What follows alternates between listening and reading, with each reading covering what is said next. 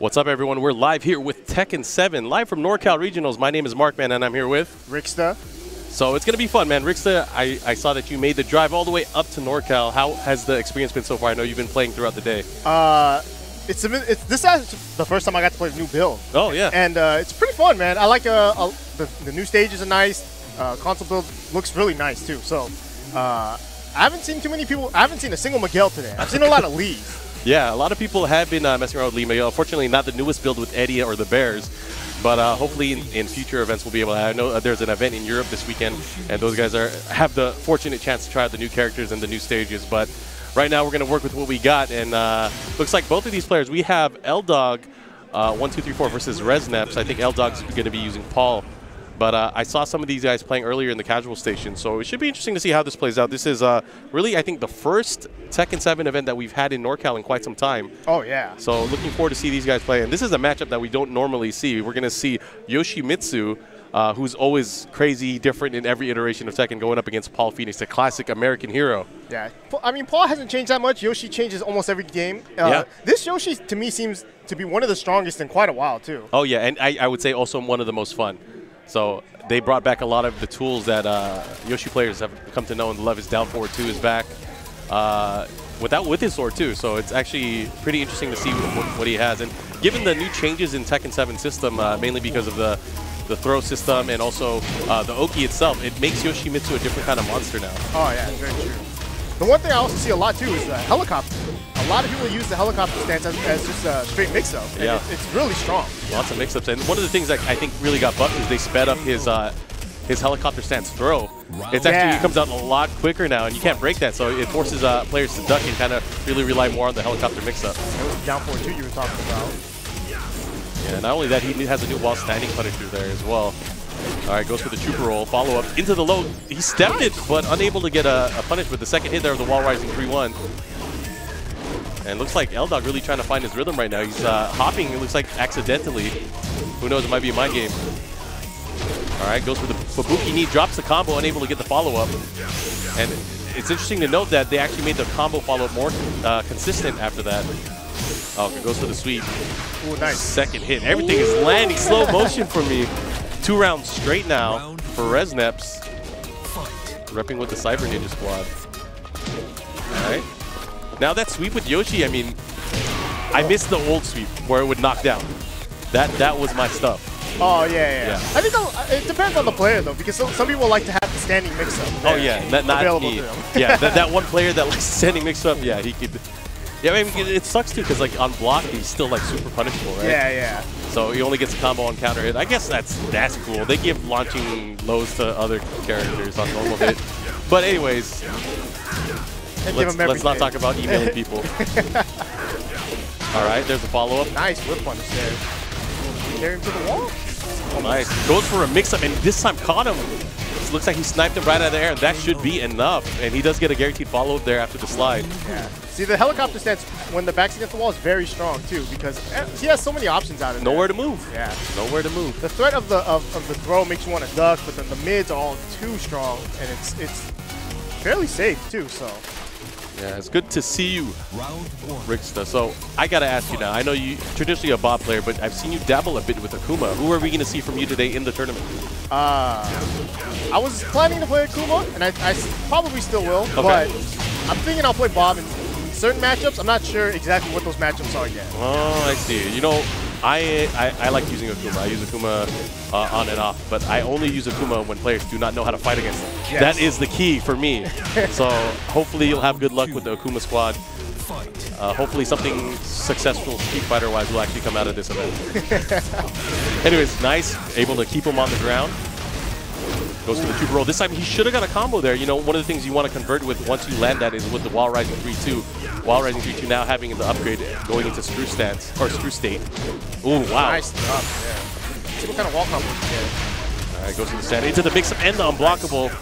One more hit should end it there, and Resneps bringing back the round count. So I'd like to see L-Dog be a bit more aggressive. He hasn't really been employing a lot of Paul's tools. And, you know, I think one of Paul's greatest tools in this game is he has pretty much every kind of attack. He has a throw break with each arm. And not only that, he's pretty crazy as far as damage goes. His 50-50 mix-up, mainly the Demolition Man and the Phoenix Smasher, really creates for a lot of pressure, especially when the opponent's against the wall. Oh, yeah. That's really where he shines. I mean, even just like on a regular like Oki situation where they have to get up, and if you can press it, push the advantage, you got an easy 50-50. Oh, that's right. Oh, speaking of 50-50s, he went back into the helicopter. This time getting a counter hit there with a 3. And just like that, Resneps threatening to take this down, and the tournament is 2 out of 3. So if he wins, this is going to be it. Yeah, low parries are always nice when you don't do a combo after. Oh, okay, that's what we've been waiting for. More of that. Just yell in his face. Now, Yoshimitsu still bleeding from that death miss from earlier. Jeez. Whoa, he went for that. That's something we haven't seen since Soul Calibur 4. That's true. I totally forgot about that. Okay, went for the standing 4-3. That was a good idea, too. He did back 1 as a whip punish, but he didn't finish his string. Yeah, you got to make the commitment. But here we go. Final round here in this second matchup. Resneps looking to take it and move on in the tournament. But L-Dog 1-2-3-4 still having a chance here. Oh, man, and that's going to hit into the mix-up. Goes for the stance. That's it. And that's going to be it. That is guaranteed. So Resneps moving on. They shake on it. And we'll see what match we have up next. I believe we do have Alex R going up against Bunny of Doom. I saw Bunny of Doom playing at SCR, I believe. Yeah, so it's weird. I always see her travel a lot. So that's good. That's what you got to do. I mean, the game's not out yet. June 2nd for PS4, Xbox One, and PC, Steam. You get it on every console? I don't have an Xbox One, but I already pre-ordered it on PlayStation 4. Did you get the collector's edition? Yes. Man, that statue is sick. That statue is the way it it's set up too, where it's like Kazuya's kicking like super high. Yeah. I wanna place that on the edge of my table just to live life on the edge. It's just like because it's gonna fall over. I'm trying to see how many dates having that statue in my house will be able to get me. I'll be like, what's up? I'm so bad with statues like that too. Like I remember winning a Chun-Li collector's edition thing. I pulled it out of the box and already the little like the fabric on her clothes just fell off, and I was like, whoa, was that by design or I guess. I don't know. Things just fell off. I was like, okay. I guess it's that kind of statue. Oh, okay. All right, so we'll see Kazuya versus Asuka. Asuka, to be honest, as a character, like her core moves have not changed all that much ever since she was introduced in Tekken 5. You know what? And I was just gonna mention that. You know, I've been very vocal about this. I'm not a fan of Asuka. Not a fan of her character. I mean, I guess I can't really hate on certain characters because the Namcops would shoot me.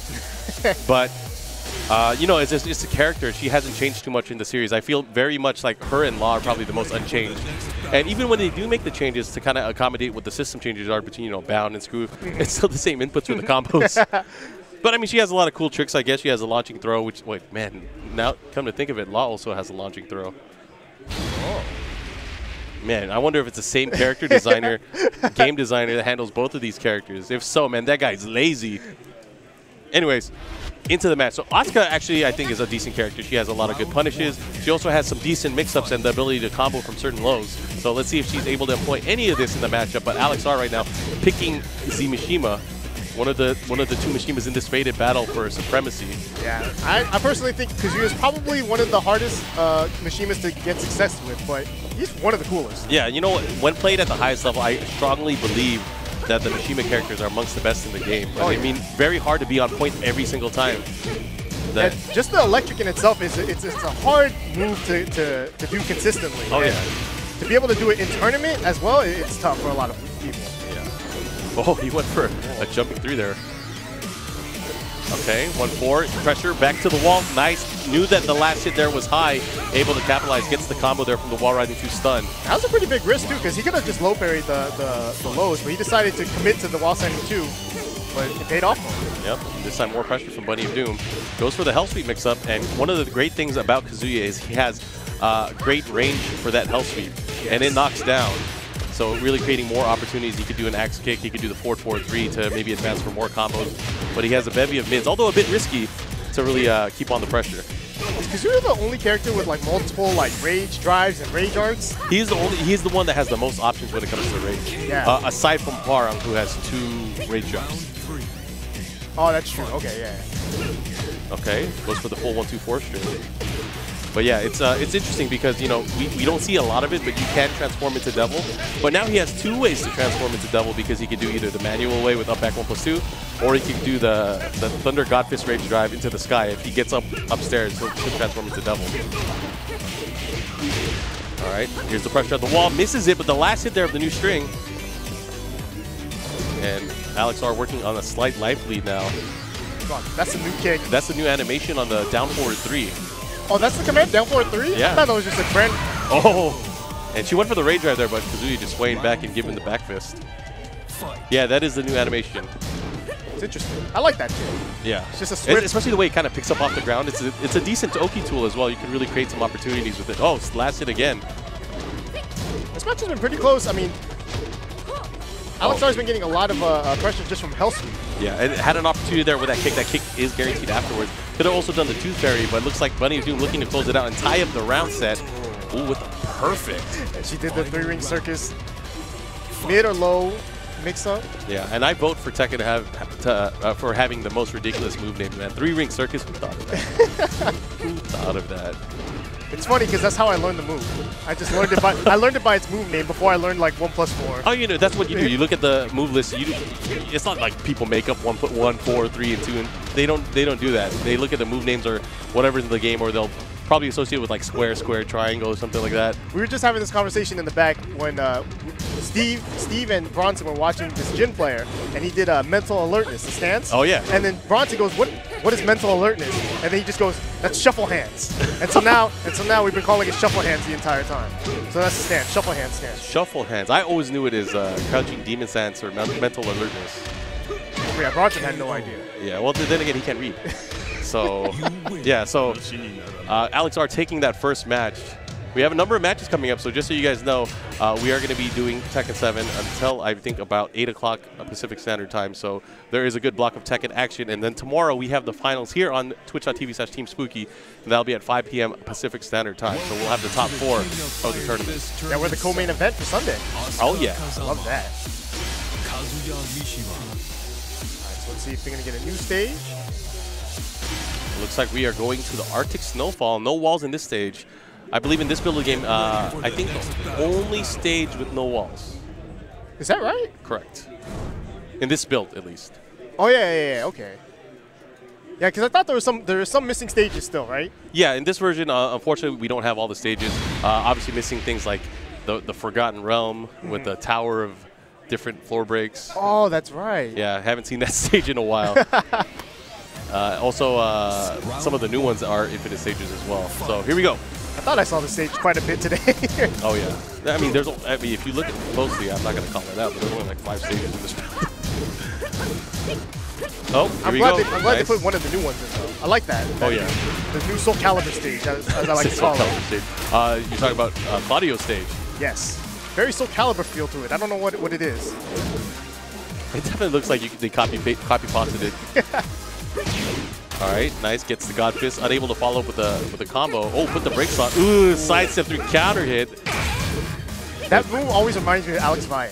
The only reason why is because when Alex Valle played Tekken 6 and he played Kazuya, he said that move was the best move. Really? Yeah, he was like... Sidestep 3? Sidestep, he was like, that move's the best move. And he kept saying that, and I was like, I don't even know what that move is. Is that why he stopped playing Tekken? Probably. Well, you guys probably don't know, Alex Valle is the Tekken Tag US champion. Yeah, he's super this strong. happened maybe 30 years ago? It was a while back, but yeah, he was definitely a very strong player back in the day. This was before the internet, by the way, guys. I remember watching those World Finals, like downloading those videos, taking 2 hours for one match. For those 3 meg videos. Yeah. It was good times. All right, goes for it. More pressure. He needs to start getting more pressure off of these running 3s. But he's getting so much off of those L2s. Oh, and there's a big rage arc. You're going to get a follow-up with the combo here. 2-1, 1+2. I don't think that's going to kill, but she has Oki. Oh, the pop-up kick. And, you know, the spring kick in this game definitely sped up and has a bigger hitbox as it goes up and down. That's definitely one of the biggest overall buffs in Tekken is just the get-up kick. Yeah, and you know what? It gets out of a lot of situations. When you are getting pushed towards the wall and the opponent is really continuing to pressure in the Oki mix-ups, sometimes that spring kick will save your life. Yes. The only option though to beat it is actually to float them and re-combo them. Yeah, that's probably the best unless you have a really buff Punisher at the wall or something. Yeah. But Alex are able to take it over Bunny of Doom, who is now going to the loser's bracket. Oh, he went for the pound, but not having it. We're never going to see the conclusion of that. And look, Nate gave him the pound instead. He left him. Oh, man. Nate is the only one. But anyways, a lot to love. Again, thank you everyone for tuning in. You guys are watching Tekken 7 here. I want to give some shout-outs to our boys over at Arcade Shock right now. They have a special deal going on. Save 15% off store-wide using code NCR2017. That's going to be valid until April the 17th. So make sure you guys check them out at arcadeshock.com. If you guys are even in the area, just come by and then they have a booth here. Oh, yeah. Tons of stuff. Tell them Ricksta sent you. Don't tell them I sent you. Yes. Tell them Ricksta sent you. They know who I am. That's right. Actually, I get a lot of my parts from those guys. They're cool. Like maybe because they're also in LA, and like if I need a part like really quick, I'm like, oh man, I need this. I'm gonna drive up. No lie. Like they live in the same city I do. I've ordered parts from them, and I'm like, I look at the address, and I'm like, I could have just drove there and picked it up myself. Like I could have saved $5. I had to wait I had to wait 3 days for them to put it in a box and ship it just down the street. Yeah, you're doing them a favor. See, Arcade Shock, you need to get your stuff together. But of course, lots of love to Arcade Shock. So it looks like we got King Tip versus AQ8. Do you think that's a? Am I butchering that? Is it something else other than AQ8? Equate? Maybe. AQ8. That's how it's gonna be. Okay. We'll let it rock. So it looks like we're going to the Abandoned Temple, which was introduced in Tekken 7 Faded Retribution. Really kind of dubbed as Akuma stage. This is where he shows up in arcade mode as well when he fights. It's such a sick stage. The music.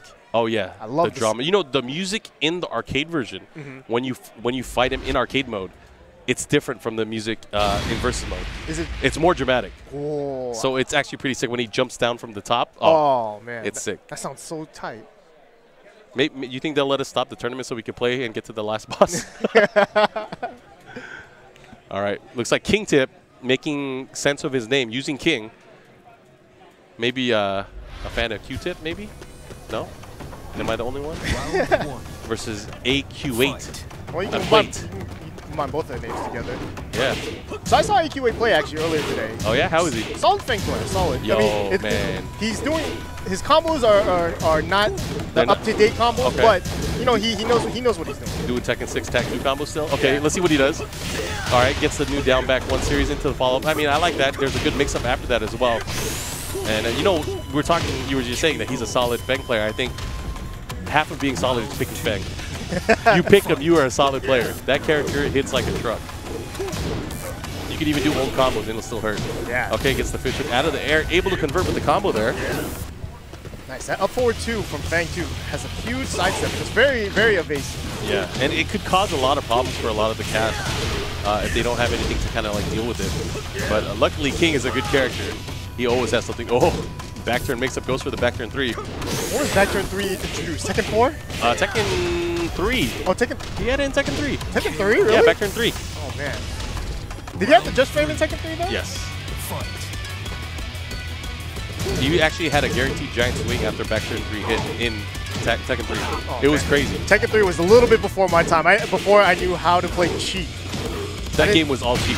You wouldn't learn anything else. I remember playing Filthy one time, just in casuals, and he just showed me something with King. I don't even remember what it was, and I hated it. Was it 2-1, 2-1, down forward 4? Yes, combos, or yes. down forward 3? Yes, that was exactly what it was. Yeah. I was so mad when he hit me with that. Yeah, Tekken 3 King was so fun because you could do his right punch combo 2-1, and then they couldn't duck giant swing afterwards. It was so good. Oh, that's so cheap. Yeah, I mean 2-1 is guaranteed afterwards. So it's 2-1, 2-1.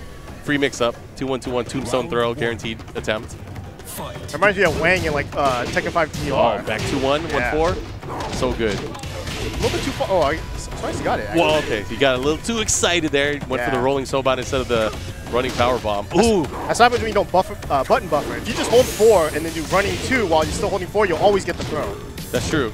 But some people, you know, they still press 2 plus 4 at the same time. You know, some people just aren't good at fingering. That's what. It's an acquired talent, I guess. You gotta get used to it. I learned how to do that in Tekken 3. Oh, the buffering? Yeah. Dude, I learned it by accident too. Like when I was doing fall reversals, after doing a death fist and reversal, I learned it by holding the 2 and then just hitting back 4. Yeah, a friend of mine taught me how to do multi-throws with King, and he never taught me the actual command for like the beginning of it. He just told me, hold 1 and press 2 a bunch of times. And I was like, okay, that sounds like the command. Nice. Mini combo here from King Tip. Now pushing towards the wall with the running power bomb should get him some good distance and some Oki. One of the great things about that is he has a nice 50-50 mix-up, which can only really be beat by the spring kick. But Feng doesn't have a generic spring kick. Oh, that's true, huh? Because spring kick in this game is just 3+4. Correct. And he has that special one, but he does get a combo after his. Round 3. All right, so tied up on rounds now, and AQ8 looking to extend the lead here. Oh, no punish. Wow, you got to punish those. Something I want to see a little bit more from King Tip is a little bit more throws. That's one of the kind of the weird strengths that King has in this game is that because throws are kind of weakened, like his throws almost become stronger by just, you know. Correct. And he has so many of them. I mean, he has a ton of 1-break throws. He has a ton of 2-break throws. And it'd be wise to use them all. I mean, if you're not going to throw, you might as well use lows. And he's definitely not using too many of the lows here. Yeah, you have to treat throws as lows for King. Oh, that's good. Oh, I thought that was a low kick. Yeah, definitely not going to work out. I mean, Feng Wei's back 4 very fast. I believe it is 12 frames. Unless someone lied to me. Oh, is he going to do it? I don't know. Which one is he going to go for? It's the bridge. All right, will he get the full extension? Yes, he does. And that's going to be a ton of damage. This is the Romero special. Oh my god, he's almost in rage. He's almost in rage after that. He had an opportunity there for a launch. Went for it again. Now King looking for that space. He gets the leg breaker and the follow-up. And that, oh my gosh. He tried it. Buffer freeze. He didn't even get all the forwards. He got forward. He missed one forward. He got cage flickered. Oh, what's he going to go for this time? This is a very dangerous spot. Either one could take this match. But Feng Wei, because he has rage, every hit is going to hurt. They both have access to both rage arts and drives! And he caught him out of the air, but the trade. They traded hits. The trade and ends the round, and AQ8 taking it. Man, that's a bad way to die. To see your death happen in slow-mo. Oh, yeah. And it traded, too. Like, you could have won if you just done something a little bit stronger. You know, maybe if you had one of these awesome sticks from our friends over at Marvelous Customs, the average Joe, you too, can be one of these cool winners. But man, look at that awesome clear acrylic stick. Arcade sticks made to order. Make sure you visit our friends over at marvelouscustoms.com. But man, that's exactly why that guy needs that stick. He wanted to have that trade at the end. Ooh, this is going to be a good one. It better be. It better be. But I just saw Monstroso at Northwest Majors. Was it last weekend? It might have been last weekend. Man, I've been all over the place. And then Rip, who I saw on TV recently, which was kind of weird. Yeah, I'm not. I can't watch and just be like, I know that guy. Yeah. For anytime I actually see it on TV, I turn it off and then just go to the Twitch stream because that's what I'm used to seeing. I can't see it on TV. It's too weird.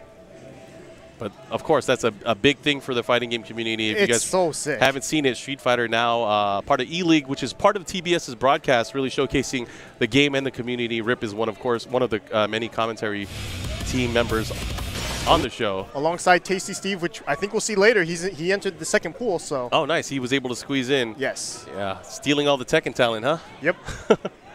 Anyways, of course, lots of love to all our sponsors and everyone that's tuning in.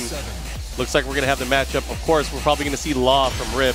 But Monstroso, I know he uses the Mishima characters. I saw him using Heihachi at Northwest Majors, where he definitely knows a lot of the new stuff. But is it going to be enough?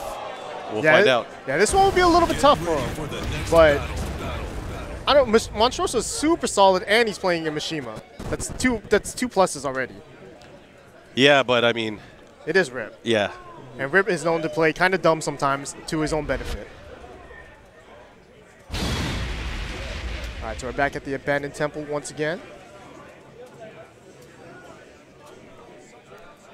The one thing I don't see from Rip quite often is any of the Rage Art or Rage Drives. He rarely uses them. You know, he'll only use the Rage Art, like, you know, to save his life towards the end of the round. Yes. It's not like he uses them in combos too much, unless it's going to kill. But we never really see him use it preemptively to absorb moves or to whiff punish. He'd rather go for a combo. And Rage Drive, we just never see. Yeah. It's a weird Rage Drive, to be honest. It's not the most. It's probably one of the weaker ones in the game. Correct. You know, it's actually he doesn't even get a combo afterwards.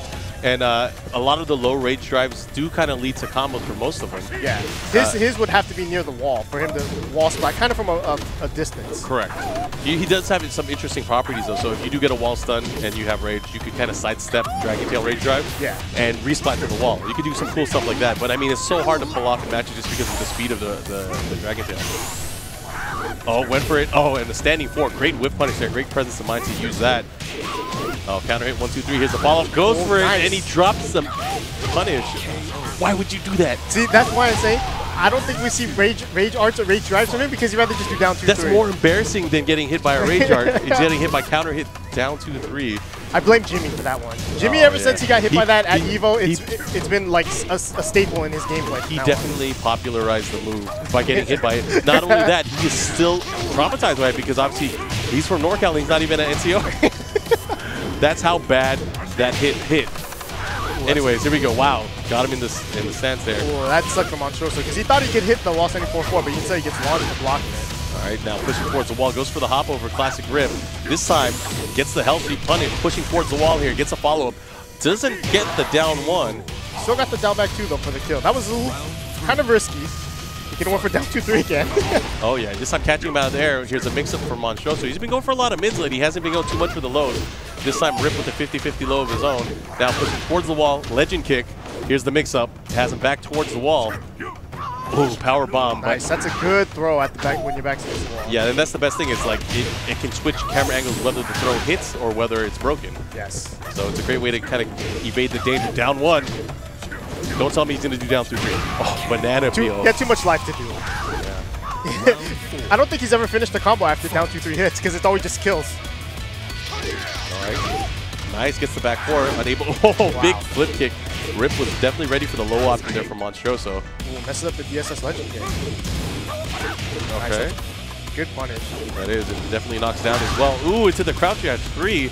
Something you don't see too often, but it is safe for the Heihachi. Nice step.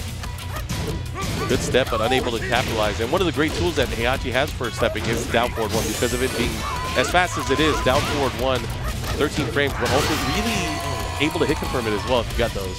Yeah, but unfortunately, down forward 1's not enough. He got launched. Yeah, Rip is a veteran of the game. Is that the nice way of calling people old? Yeah? It's definitely nicer. Okay, got it, got it. Rip is old school. He got this. Now, even being old school, we got some young old school people, right? I think if you're, I think it's acceptable if you're like from 2010-ish. Like, let's say that you're from Tekken 6 era. You're kind of old school now, right? Yes. Which is weird. It's been 40 years since that game came out. Which is weird because I don't remember anyone new from Tekken 6. I feel like it's new players from Tekken 6. You know what? I was talking to Bronson Tran about this.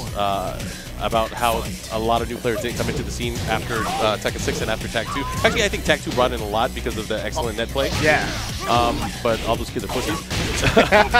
but we were really talking about just like, you know, the old school, the old guard. They're so mean. It's not welcoming. We have to be. No, that's not how it works. You have to have a welcoming persona. You have to, like, you know, let a lot of these players feel welcome and actually really want to learn the game and hopefully in Tekken 7 that's going to be the case. You know, I hate for a lot of people, especially from the thumbs up generation, to not like get into the game. I'm so glad we don't have thumbs up. We should do it just to do it. Just to mess with people? No, just to show people, like, you know, the people that don't know, like, man, these guys are friendly. They keep encouraging each other. Even the guy that loses throws his thumbs up. Or is it the winner? The winner throws his thumbs up. He's beating his ass, but he's giving them the thumbs up. That's what I want to be. I aspire to be like those players. Anyways, here we go. Rip closing it out. Yeah, these have been 2 fast rounds. Oh yeah. It's not going well for Monstroso. He's just pressing buttons and it's all of it's getting whiffed. And that's the thing is the Mishimas don't have bad buttons really. Yeah. It just Rip is overpowering with his offense and his mix-ups right now. Able to, like, he had enough time to throw out a Dragon Slide and he did it from full crouch. He didn't do it instantly either. All right. And Monstroso looking to find his space there. He's really trying to get in there with a 4-4-2. But right now, things are not working, and that back turn mix-up is going to cost him because he's now going to get pushed towards the wall. And here should be a mix-up from Rip. What's he going to go for? Uh-oh, they switch positions. This could be bad. Goes to the ground. Oh, what a whiff punish. Every time, too. He's been pretty on point with those whip punishes. And the DSS. Okay. I thought they were going to mess it up. I thought we were going to have a... They did mess it up moment. at first. It was...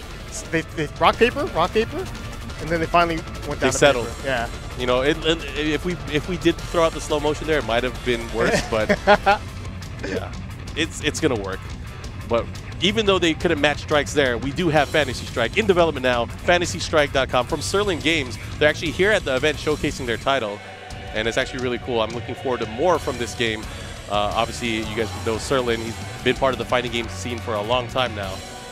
Helped with HD Remix, but now trying his handiwork at, of course, card games and also video games as well. So fantasystrike.com, make sure you guys check them out. In development now. And it looks like we have a treat for you guys. We have Flo.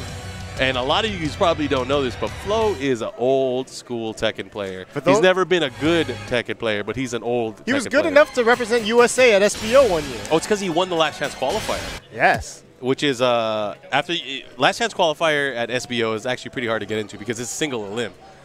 It's crazy. So he made it past the hordes and hordes of... Wait, it was 5.0, right? Yes, it was 5.0. Yeah. So yeah, he played Brian, too. So yeah, he used a good character. Yeah. We'll see who he uses in this. I don't know who he plays in this, to be honest. I think he's got to be nervous. He might be playing Jack or Brian. Oh, are you calling him a Capcom player? Almost. No, he's going to use Brian. I have a strong feeling he's going to use Brian. I know, and this is Willpower. He's going to be as Slaying Unicorn, but we know him as Willpower. He's been around the scene for quite a while. Yeah, well, why is Willpower not using Nina? He said because... Too different? No, because Nina wasn't available early on, he played Jin. Oh. And then when Nina came out, he was already playing Jin, so he stuck with it. And you're right. I think there is a Tekken 7 machine here in NorCal.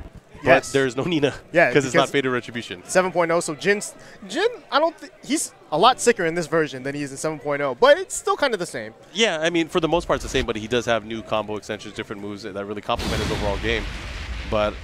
not a bad choice at all. Jin is a strong character. Actually, you know what? Most of the characters in this game, I would say, are very strong. Yes. Slaying Unicorn also is part of the new school, quote unquote, because that's the new school now is super old. But you know, he came along with Jimmy J Tran, and they were like kind of like in the same class. Yeah, 8-year seniors. Yeah. There we go. Okay. Nice punish. 2-4. Super good punish. Jin probably has the best array of punishers in the game as well. Best array of punishers and a great way of dealing with Brian's pressure, especially because he does have the parry that can kind of deal with the orbital and the back one. Okay. Oh man, Flo played this before. He knows the combos. He was at the Last Chance Qualifier for the NA. That's right. He was part of the torture day. Yeah. He only played it, I think, in a few of the tournaments though. But this is your kill.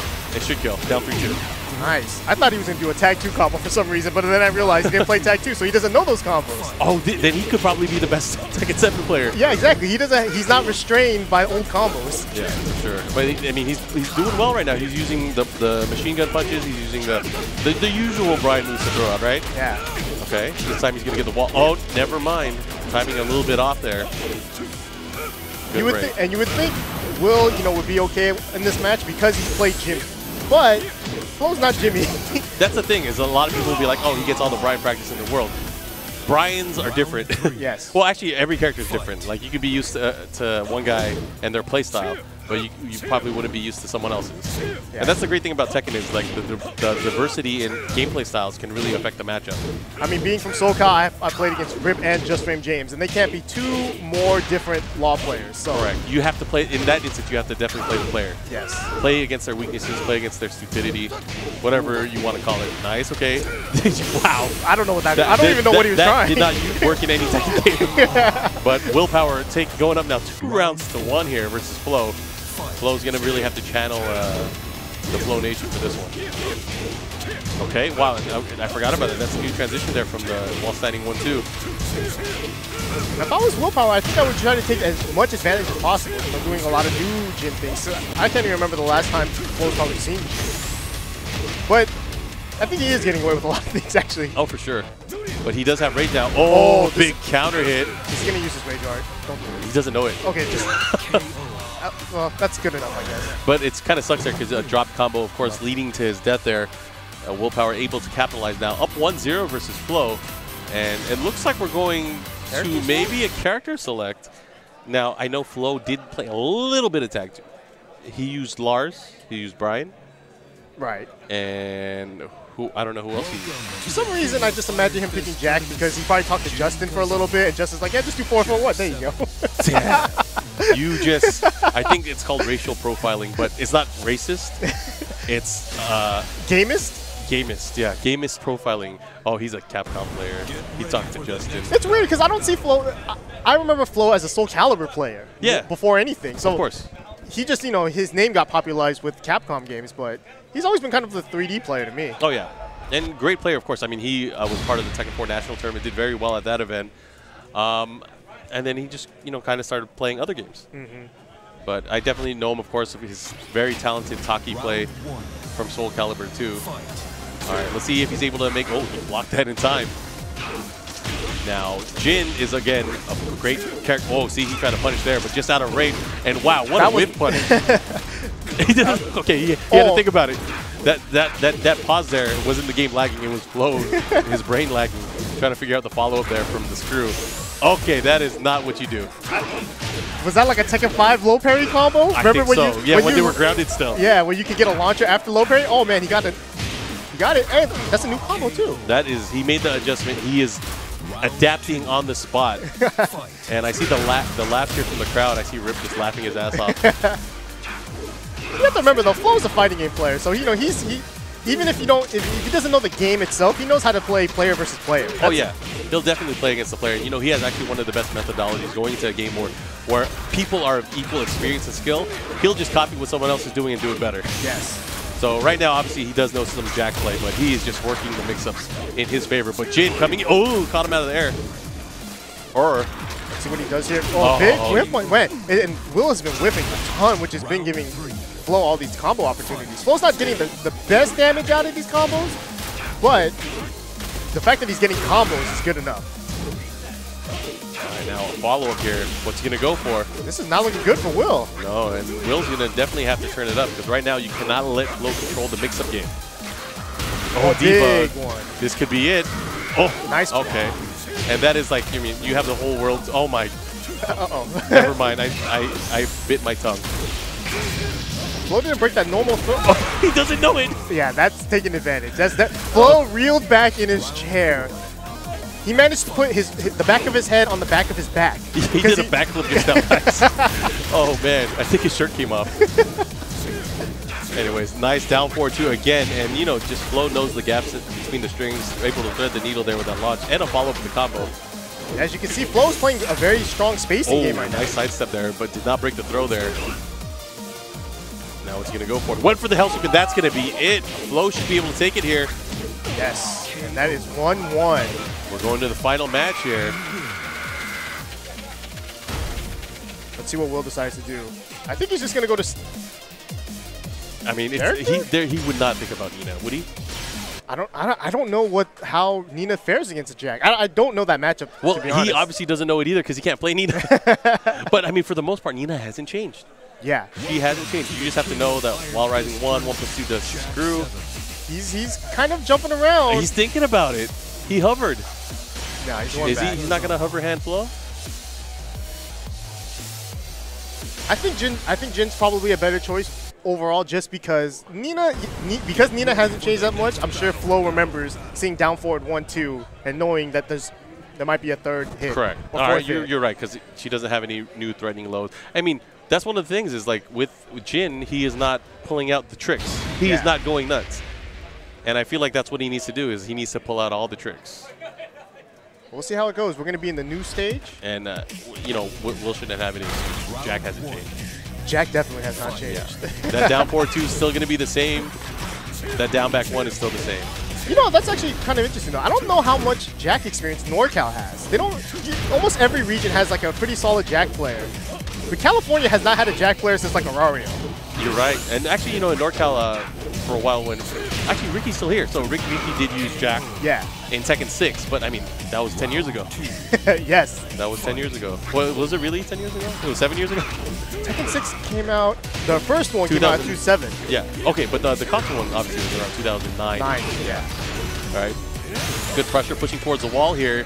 Now Will's Will's just being more aggressive now, and I think it helped that he got a wall stage. Oh yeah, and you know, controlling the flow of the match is really what it's about. You cannot let flow impose mix-ups. Otherwise, you're going to be guessing, probably guessing wrong too, because everything was working out for him until that point. But now Will pick power, turning it around here, 2 rounds straight.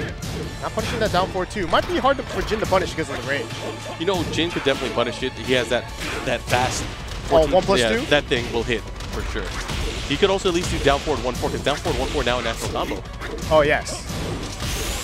There you go. Uh-oh, but Flo working that corner magic right now. Hitting him with that magic mic. So 2 rounds to 1. Flo able to make a comeback here. Is he going to go all the way? Is he going to take it to a final round, though? All right, eating that hell sweep. And not sure why he went for that combo there. He did some Tekken 4 stuff. This is bad for Flo, though. Uh-oh. Now looking. Ooh, he went for a big punish. And this isn't just your back to the wall. This is your cornered. It's hard to step in either direction here. Finally got a little bit free. Uh-oh, he has Rage. This is a bad situation. Is he going to go to Rage Art? No, he goes for a clean. Oh, what is he doing? Oh, he could have whipped. Oh, and Demon Paw. Will got up with the get-up kick, and if Flo would have known that would have been an option, he could have launched, he could have done Rage Art, he could have done something. He could have definitely had the match there, but unfortunately, Flo coming up just short. We'll see him in the losers bracket, and we'll see how he progresses later on in the tournament. But of course, check out this cool stuff from our friends over at Arcade Shock. Check out this EX gear. Burn meter in style. You see those balls? I mean, look at them. There's one bat top too. You can't forget the bat top. I mean, come on. Okay, we can look at the shaft, but look at the balls. Available, of course, in various color selections. Check out our friends over at arcadeshock.com. And this is the cool stuff. Yeah. You know, I'm actually pretty surprised how popular bat tops are. Me too. I'm not a fan of them personally, but today, or not today, but like, you know, over the weekend, I've seen a lot of bat tops. It's interesting too, because whenever I see a bat top now, I have to inspect closer. I'm like, is that a Soundwell ball top or is it a Korean stick? Yeah. So that's me too. I always look first and I'm thinking Korean stick, and then I notice it's not. Yeah, and then usually I profile them like, oh, he's using a Korean stick. He's a Tekken player. But there's more and more Street Fighter players. Wait, what is this guy doing here? We're talking about Street Fighter. Punko the Machine. You would assume showing up, and you would assume Punko would use a Korean stick, but no, he's a Japanese stick player. Oh yeah, he's one of those players that can play on anything. Yes. Yeah, you could put a dance pad in front of him, he will use that. So I've watched Punko play. He played a lot of casuals. Oh yeah, didn't Punko punk your ass in some tournament? I don't know. I made a GIF out of it somehow. You know, that was after you did that moment, after you said get that out of here, you lost. Yeah, but the thing is that the GIF doesn't extend that far. The GIF ends after I win. It makes you look good. Yeah, it makes you look good. I like that GIF. Oh, see, okay. So Paul Z is using Elisa. And I think this is bad news for Punko. Yes. Punko is one of those players that likes to control the flow of the match with Akuma, and that was great in the first version of Faded Retribution. Now Akuma, of course, having a few changes where his jump arc and his jump hurt box not as great as it used to be. Yes, also he's more vulnerable after jumping in and whiffing. Correct. He's not as safe anymore. So if Paul Z can space these jumps out and whiff punish correctly, you know, he can control the match. The one thing about Punko too, I've been watching, he's doing a lot of version B things still. He hasn't upgraded yet. That's what I'm saying, man. They don't have the new version in Punko land. But we'll see how it works out here in America. I know he was on a tear towards the end of last year's Tekken Tour where he was able to win Canada Cup and SER. Yeah, took away 2 of our spots. Yeah. Which I'm not too disappointed about because I wanted one of them at the last year's qualifier, so I'm happy. Yeah, but right now we'll see whether or not ExposeCentral.com is going to happen. Everyone's cheering for Paul. I mean, why? I'm rooting for Punko. Okay, you root for Punko because he owns your soul. Yes. But we'll see how he does against Paul Z right now. It's part of the contract. I have to root for him now. Nice duck. Okay, great punish. This time getting a combo afterwards. What's he going to convert it to? Okay. Get some decent damage out of it. Didn't get the full extension. So what are the? That's I don't condone that. That was pretty crazy. That's not my boss. But Paul Z dropping the combo right back. This time gets the conversion, gets the 4-3 out of the air.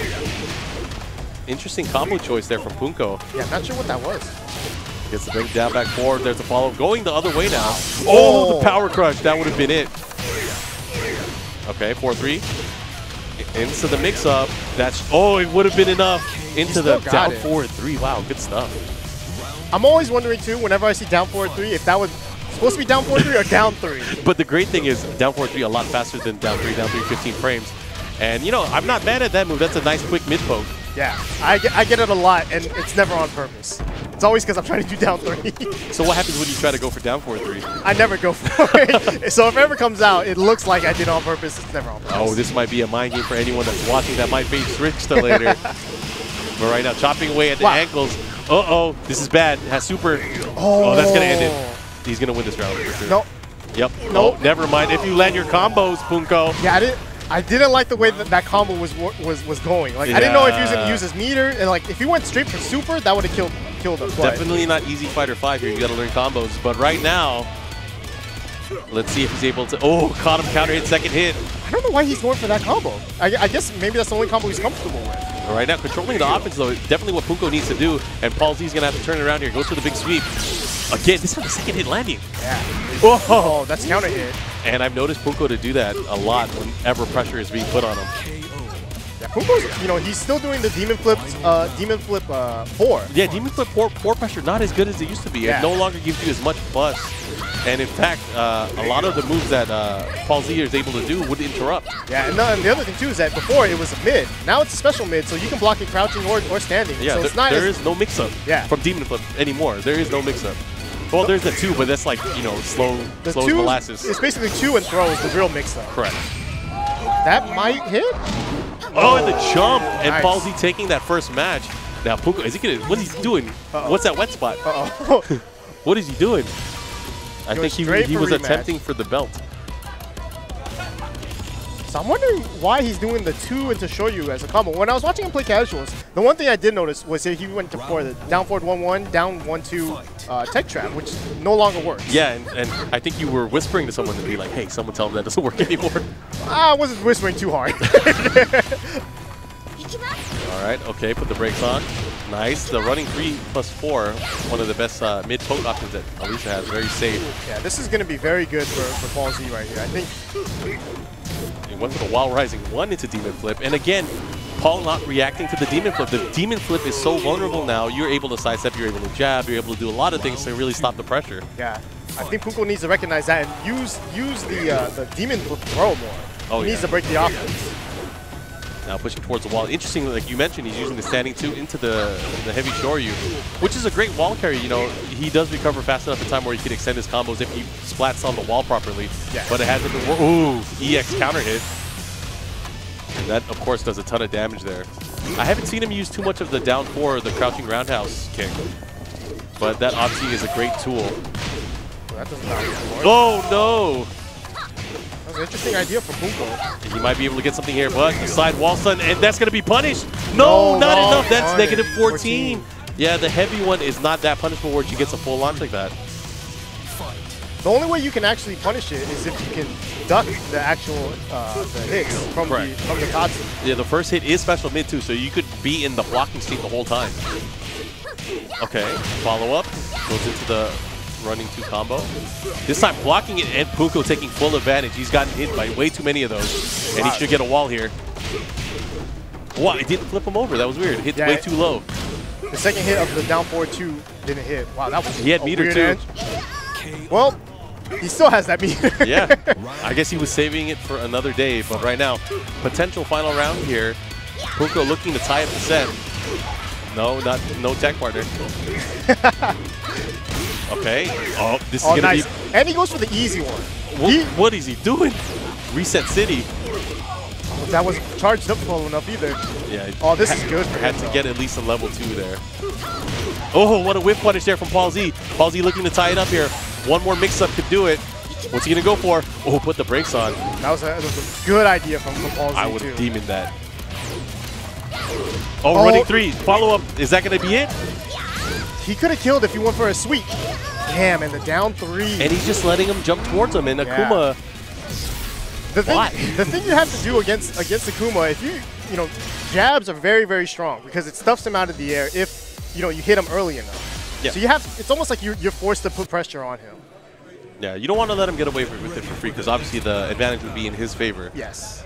And for Punko, especially him not necessarily being a Tekken player, it helps him out quite a bit because his offense is pretty crazy. And it's less things to think about. I mean, you don't want to be thinking about all these things that could happen. You want to think about what you're going to land and how you're going to land this combo and how you're going to get the Oki afterwards. And one of the things that we haven't really seen in the matchup so far is Akuma has an amazing Oki game after certain combos. If he ends combos with a heavy Tatsu, they are usually in perfect range for another down 3 wall rising 2 mix up. Yeah. Something that we've yet to see Punko employ, but we'll see how that works out here. Right now, Paul Z starting the offense off early. Wow, that was a big whiff punish. Yo, this is like whiff punishment of the year. And that back 3+4, definitely not a slow move. Oh, could have let it go. That would have been it. Okay, and the demon flip throw is finally coming out. Maybe he heard you. Took him a while to tune in on the commentary. I think you had to translate it first. Oh, yeah, you're right. Which one of y'all traders speaks Korean in the crowd? Nice. And he punched that correctly. That's very good. We carry him to the wall? Oh, yeah. And that's the splat that he wanted. Yes. This time, getting the flip over. Oh. Interesting. That could have resplatted, yeah, too. if he would have done Shoryu after that down 3, he would have resplat the wall. And probably killed. Yeah, that definitely would have killed in vanilla. 7 FR. Okay, more pressure. And again, just letting him jump at him and the heavy Tatsu, they're able to close it out. So Punko tying up the rounds. It's looking really close. I mean, both of these rounds have... Oh, my God. He could have stayed ducking after that, too. I like what he went for afterwards, too. He went for the down 4 2-1. And look at the splat. Great stuff. Here's the mix-up. Again, this time he didn't catch him. He was trying to do the version B thing. Yeah. And someone should tell him it doesn't work. It might have worked, actually. I think he had to move. He had to hit something. Yeah. He definitely had... Oh, that was sick. That was sick. Yeah, I've never seen such a cool missed combo. That was so sick. And this is going to be it. The thing that's not helping out Paul Z is that he's getting hit out of the air, so it's making these combos very easy for Punko. Yeah, and it should be the opposite way around. I mean, it should be Paul Z hitting Punko out of... Oh! Wow. Don't let this pressure happen to you. Don't be one of those guys. So Paul Z noticing, though, that after Punko jumps in and blocks it, it's going low, so go for the hop kick there. With wall combo. Oh, on the next episode of Dragon Ball Z. Not working out. Oh, this time nice down forward, too. The crowd going nuts. What are you doing? Is that going to hit? Yeah, I think that's going to hit. I don't know what are you doing, Paul Z? It's not over. He just threw it away. Oh, this time gets the low on the Oki. We're going to a final round here. What was he doing? I have no idea. That is crazy. I don't even know how you can mess that up. All right, goes for a 1-2. That was a good whip punish. Oh, yeah, I like it. All right, not going to get a full combo here because of the back turn stage. Here's the mix-up. Goes for the down back 4. And you know, the low pressure from Paul Z has been working out for the most part, but right now he cannot. That's a launch punish. Ugh. Man, but what Paul Z's been getting, he's been doing down back 3 and getting jumped over, and he gets back turned hop kick. The wall here is going to be very scary. He tried it. He finally tried it, but it was off axis just a little bit. Just someone should tell him it doesn't work anymore. That's it. Oh, that's going to be it. The 1-2 after the FADC fireball, and Punko delaying the inevitable, maybe? This guy is coming after you. Are you ready, Rick? So he's coming for your soul. I don't think we're in the same pool. So it doesn't matter. He's going to get to grand finals with you. He's like, I remember that guy from SCR. He popped off on me. I don't think he even remembers that. He remembers you. Look, he's looking right at you right now. He looks at me as his mentor. His Akuma mentor. Damn. I'm just going to say this. I think he stole a lot of my strats after SCR. Yeah, but for the wrong version of the game. Yes, exactly. Got you. He's been tuning into the videos, but we have another good match coming up. It's going to be a battle from the 2 SoCal players that we have. We have Rip and Bajikwan Tank Bank. Yes, Bank. I have no idea what name he goes by. He's been going by Bank lately, but he originally went by Tank. Yeah. And he's kind of a weird one because maybe it's because he's wearing the Boston hat, so he has to go with Bank. So if he has a hat with a T, Texans? Yeah. Okay. That's my best guess. I always thought that he went by Tank or Bank because he played Leo, and I don't know. Leo has some weird names in it. No, his name that I originally saw him was Bajikwan Tank. Yes. Which Bajikwan is part of Leo's style. Yes, that's right. That's what I did. Wait. He's using Lars? Yes. He hasn't played Leo. Is that why he's Bank? He hasn't played Leo in quite a while. He also used Claudio, if I remember correctly. Yes. Wow, so what a change. So the weird thing about Bank for me personally is because he came from kind of the arcade scene actually. He played a lot at round 1 in SoCal. So he wasn't going to Wednesday night fights when we had it at Super Arcade. He'd show up like once every while, and we were all surprised like, who is this guy? We never knew who he was. but he's still an arcade player. I mean, he goes to round 1 quite a bit. We have a little mini scene in SoCal for round 1 Tekken. Which round 1 do you guys play at? Mostly Puente Hills Mall. Puente Hills Mall, yes. The good old hood. But that's where Bank stays at normally. I think that's because that's where a lot of the Super Arcade players used to play at. So. Oh yeah, rest in peace. Anyways, we're gonna get into the match. Rip versus Bank, 2 SoCal players. It's gonna be weird to see Lars actually, because Bank's been playing a lot of Claudio. I think Lars is probably the weakest character he plays. You know what? A lot of people would think that, but I really think Lars is a strong character in this latest version of Fated Retribution. Is that right? Yeah. Because when it's off mic and I was watching back there, I just kept saying, I think Lars is so bad. Uh-oh. We're going to make you eat your hat right now. He's going to destroy Rip. Ooh. Oh, man, he is. Man, this round he is. Yes. I'm not going to bet on the whole match, but, man, great showing there. Opening round from Bank. And, Lars, he obviously not as buff as he used to be in previous games, but things are working out. Yeah, it's kind of weird, too, because he's a very popular character in 6 and Tag, but in Tekken 7, you don't see him nearly as much as you saw him in those old 2 games. Yeah, the only positive thing that I could have said about Lars is that he got rid of the flip phone and has a smartphone now. Oh, nice. I mean, but Japan, I feel like Japan still uses they're the ones keeping the flip phone alive. Yeah. But everyone has a Docomo still. Yeah, Lars has, of course, Lars upgraded his line. He was able to get a smartphone with unlimited data. So, obviously, improved his overall understanding of the game. But, dude, he's bopping Rip right now. I don't think Rip is used to Lars anymore. That's a weird matchup now. You don't see Lars too often, so. And you know what? And we've talked about this many times before. His law hasn't changed too much. Yeah. And that obviously will affect a lot of Rip's matchups, especially against people that know how to fight against law, and his law especially. We mentioned Bank, of course, from SoCal, so he is no stranger to how Rip plays or his law play style. All right. This time getting hit by it, but misses there on the legend kick. I would say Bank is probably the most seasoned Tekken 7 player in SoCal. Oh, so he's at Puente Hills a lot? Yeah. He's been to a few Wizard World events as well. I've seen him at quite a few events, and he's been doing decently at all of them, beating a lot of high-profile players as well. Yes. Okay, getting the wall there. Rip, Dragon Cannon, able to net it, and that's a punish. Good stuff. That was a good block. He ducked at first. I'm not sure if he was going to attack, but he saw the get-up kick. Immediately stood up. Yeah, great patience there from Rip. Able to punish it and really turn it around there, because most people, I would have got hit by that spring kick, I'll tell you that. I get hit by every spring kick. Yeah. Even when I block it, I'm like, I don't remember. I've never blocked it, so I don't know what the punish is. It's always spring. Only season in town. Oh, man, he gets a follow-up there. Oh, it doesn't get the conversion. Nice low parry, though. That's something that no one does. Yeah, no one. Not enough people do, I should say. That's definitely true. That was a crazy hop kick. Killed it.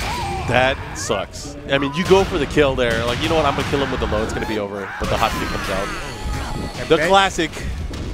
You got to respect it, right? Yeah, you're looking a little bit dejected, but we'll see how it goes. And it was going so well. I mean, he had a quick lead early on. He had 2 rounds straight. Then, unfortunately, some bad decisions here and there. And they were both round-end decisions that cost him the match. Now, it's going to be even tougher, I think. And no walls. Yes. Even tougher. But he was the one that went to stage select, so I think he wanted this, to be honest. He probably wanted a different stage, but he probably didn't want a no-wall stage. I'll say that. If he did want it, I don't know. He dropped that one walk-off. maybe that's been affecting his play ever since. Could be.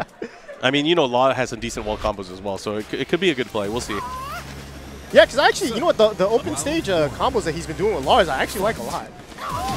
Oh, nice. Unable to get the full hit there. Oh, he went for it just out of range. Yeah, that was a good try. Yeah, we haven't seen Arc Blast since '92. Yeah, I forgot that move exists. I haven't seen. I haven't even seen. Or back to 1. No one uses that anymore either. Or lightning screw. There, he went for it there. Which we just saw him traded, and now it's not a good move anymore. It's all right. No, it's still good. It's still all right. It's just, it's a really slow hop kick. Yeah. That's all it is. I mean, he still has up forward 4, which is all right, It's just slow. It's an orbital heal. Yeah. It just goes around the far orbit. It just takes the scenic route. Correct. It uses the rings of Saturn, not Saturn. Okay, nice pressure here with the down forward 1. He's doing all right here. It's about even on life. But Rip working that backdash game. Yeah, this is classic Rip, though. This is something Rip has loved doing. Uh-oh. He likes playing a defensive game like that with the open stage. And the thing is, Rip can turn it up, too, is that once people get confident in their spacing, he'll throw out the hop kick. Yeah. And it works. It's such a unrhythmic playstyle, but it definitely works. Nice. Wow, interesting. I've never seen him go for that. Good sway back. This time lands that low that he wanted earlier on. Yeah, it's not the end of the round, so it's not that big of a deal. Poison arrow. Nice whip punish. Ooh, and hits him out of it. Oh, it did not convert to the combo there. Wanted to get the down 4-2-1 follow-up. Not falling for any of the slide mix-ups, so I think Rip's going to notice that. Oh, yeah. Oi, oi. I saw that. Follow-up. All right, this could be it. Either Rip's going to take it or Bank is going to move on to continue the match, and he does. That was super ballsy. Super risky, especially since Rip hop kicked him out of that before. But maybe it's one of those things where Bank was like, I've gone for it before, I'm not scared to do it again. Like, I know a guy been killed once. Broke the fear already. Nice, down back 4, follow-up. This time going to, what was it, dynamic, silent? What is it? Which one's the backward one? They're both the same, and, I don't know what they are. the twirly thing. Yeah. Spin-a-rooney backward and spin-a-rooney forward. Gotcha. The only new move name I learned was Peacekeeper. What's Peacekeeper? Horong's new forward boot move. Oh, the big boot kick. Yeah. I know a Genocide Cutter. That's Claudio's hop kick. That's Genocide Cutter? Yeah. Oh, man. At least I think it is. That's a good name for that move because I hate that move. Yeah. It's just a hop kick, but it's the worst hop kick. It commits genocide on a race whenever you land it. Cuts him out. Makes him left behind. Bank tied it up. Oh, yeah. I mean, this is looking good right now. He does have a life lead. Oh, my goodness. Rip. This is looking good for Bank, though. He has a slight life lead. Oh, Magic 4. That was good, Magic 4. It's not, I think he's going to tie it up. Yeah, moved him to Magic City there. Goes for a mix-up here. Oh, and he woke up with it. That's an interesting use of it. And down 4-2-1 afterwards. Oh, he delayed it. This could be bad. He's going to land the Rage Art here. I don't know. I'm not sure exactly what he was going for. He's not going to kill, though. He's going to have one mix-up available. But it also leaves Large in a position where he has Rage Drive and Rage Art. So let's see how this works out. I'm not sure how he can utilize the Rage. Oh, nice that block. Was good. But bad punish. Oh, man. And you see Bank. Guts pose. You can't like pump your fist like that if you drop the combo. Yeah. But that's cool. His cell phone is out. He's trying to figure out what he wants. That's crazy. All right, looks like we are going to the stage select here. I don't know what Rip wants here because I actually thought the no wall stage would be good for him, but didn't go as planned. So he's going into the abandoned temple. Let's see how this works out for him as well as Bank.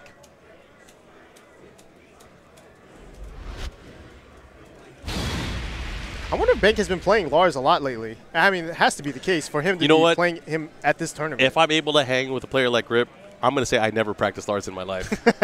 That's what I'll say. I don't know about you, but my option selects are on point. IRL option selects, we got those. Round 1. Bronson notes Rip as the a huge scrub that manages to win in tournaments. That's what he said? That's pretty much he's always said that. Oh, so okay. It could be true. But Bronson Tran to me is like that little kid with the itchy, scratchy voice that you just want to smack upside the head whenever he says something. Yeah. Regardless of what he says. And then if ever he talks crazy, you just talk about Jody the Great, and then he'll be quiet for a little bit. He knows. You know, I really wanted to go in during Tekken Talk like this. Okay, and this nice combo there from Bank. Now one more mix-up could do it. He got it. The second hit, counter hit, guaranteeing the string there from the 2-1-4. Who does that? I do. I don't know how to play Lars, so I do it. That's the second time the fake flip has gotten him a launch. He should get the Dragon Cannon here, and there's going to be a nice mix-up at the wall. What's he going to go for? Ooh, Junkyarder. That's going to be... What is that? I don't think he was ready for it. Yeah, it still worked. I mean, nice modified combo. You notice too, Rip's not finishing the Junkyard because he knows that it's going to get low parried. Yeah, low parried or blocked. I mean, Bank definitely ready for it. But back to it in itself is a good poke to be thrown out. Correct. Big combo. And sometimes you'll delay, and if you're poking it up with back two, you can catch him off guard there with the second hit below. Yes. So it really depends on the player, but right now Bank has been spacing in such a way that's been working out for him. But right now getting that launch there, Rip pushing towards the wall. Not going to get the wall, but here's a mix-up. Upstairs. And how disrespectful is that? You're going to walk up on his chest, and then you're like, I changed my mind. I'll go down on him. Ooh, bam. Big counter hit. Can he carry to the wall from here? Not like that. You just stand there. He thought about it. Man, why did you say that? He heard you. Yes, I don't think he did. Yeah, I don't think so either, but he felt it. The the first part about wall carry combos is that you have to go yourself. You have to carry them with you. That's right. Ooh, doesn't break the 1+2. And that's the first time we've seen that throw here. Oh, did he press a button? I don't think so. And that's a nice ender there. I mean, you could have got something else, launch, yeah. but it closed it out. So we're at the final round here between Rip and Bank. Both SoCal players here meeting early on in the brackets. Good throw break. Oh, Good throw break from both of them. Ooh, and that, of course, not worth the risk in my opinion. Definitely not worth the risk. Yeah, the only way that low is good is if it gets counter hit. You can use it as a crush, I guess, but... Correct. But in that situation, yeah, 2 in a row? A little bit too predictable. All right. But his back is against the wall, so Bank has a huge stage advantage. And he's right still now. using it. He's so crazy. Uh-oh. That could have been it if he had the right spacing.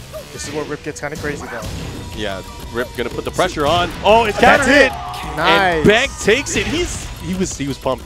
He definitely felt that when he landed there, that counter hit. Yeah, Such I mean, good stuff. Bank was on the verge of being sent to losers bracket. Down 2-0 in the second game. Yeah, making a comeback. And we thought for a moment there that he lost it, that Rip was up.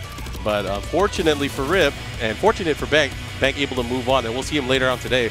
But we're going to take a quick break. We'll be back with some more Tekken 7 action. So stay tuned here on twitch.tv/TeamSpeak. Woo!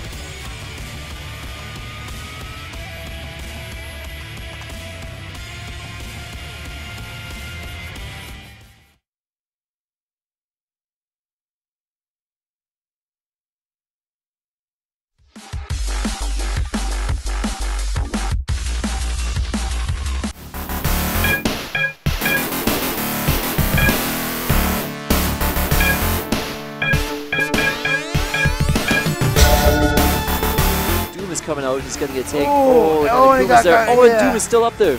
He tried to go for the Ricky special, which is jump short, overhead, X Factor, H on the way down. Oh, there it is. So Ricky good. Ortiz special. And even though the snap killed, it does bring in the character he snapped to. Oh, X-Fire gonna call The extra little something. Oh, there goes with that man. Even though he doesn't play this game, he almost always makes top 8. And he hit Pretty Ricky, or he hit Ricky with the Pretty Ricky. There's no way you can react to that. That is the Ricky. Yeah, look at that face. Like, you hit me with my own shit. Yeah.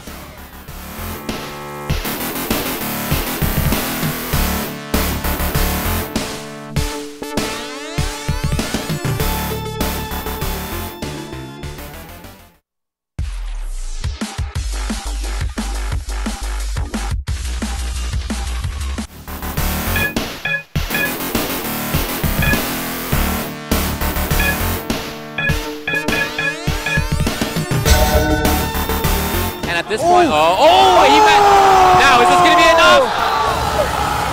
Oh, it is! He has escaped the last hit. This is very scary for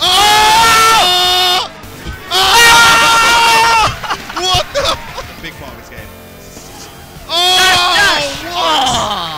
What? Are you kidding me? One Dragon FADC Ultra away. He gets it! I can't believe it! It's your 3-1 over Game Read the backdash. Oh, out of there with the EX. And again, Ryan in the corner. Oh, blow up again! Wow! And that is why they call it the Ume Shoyu.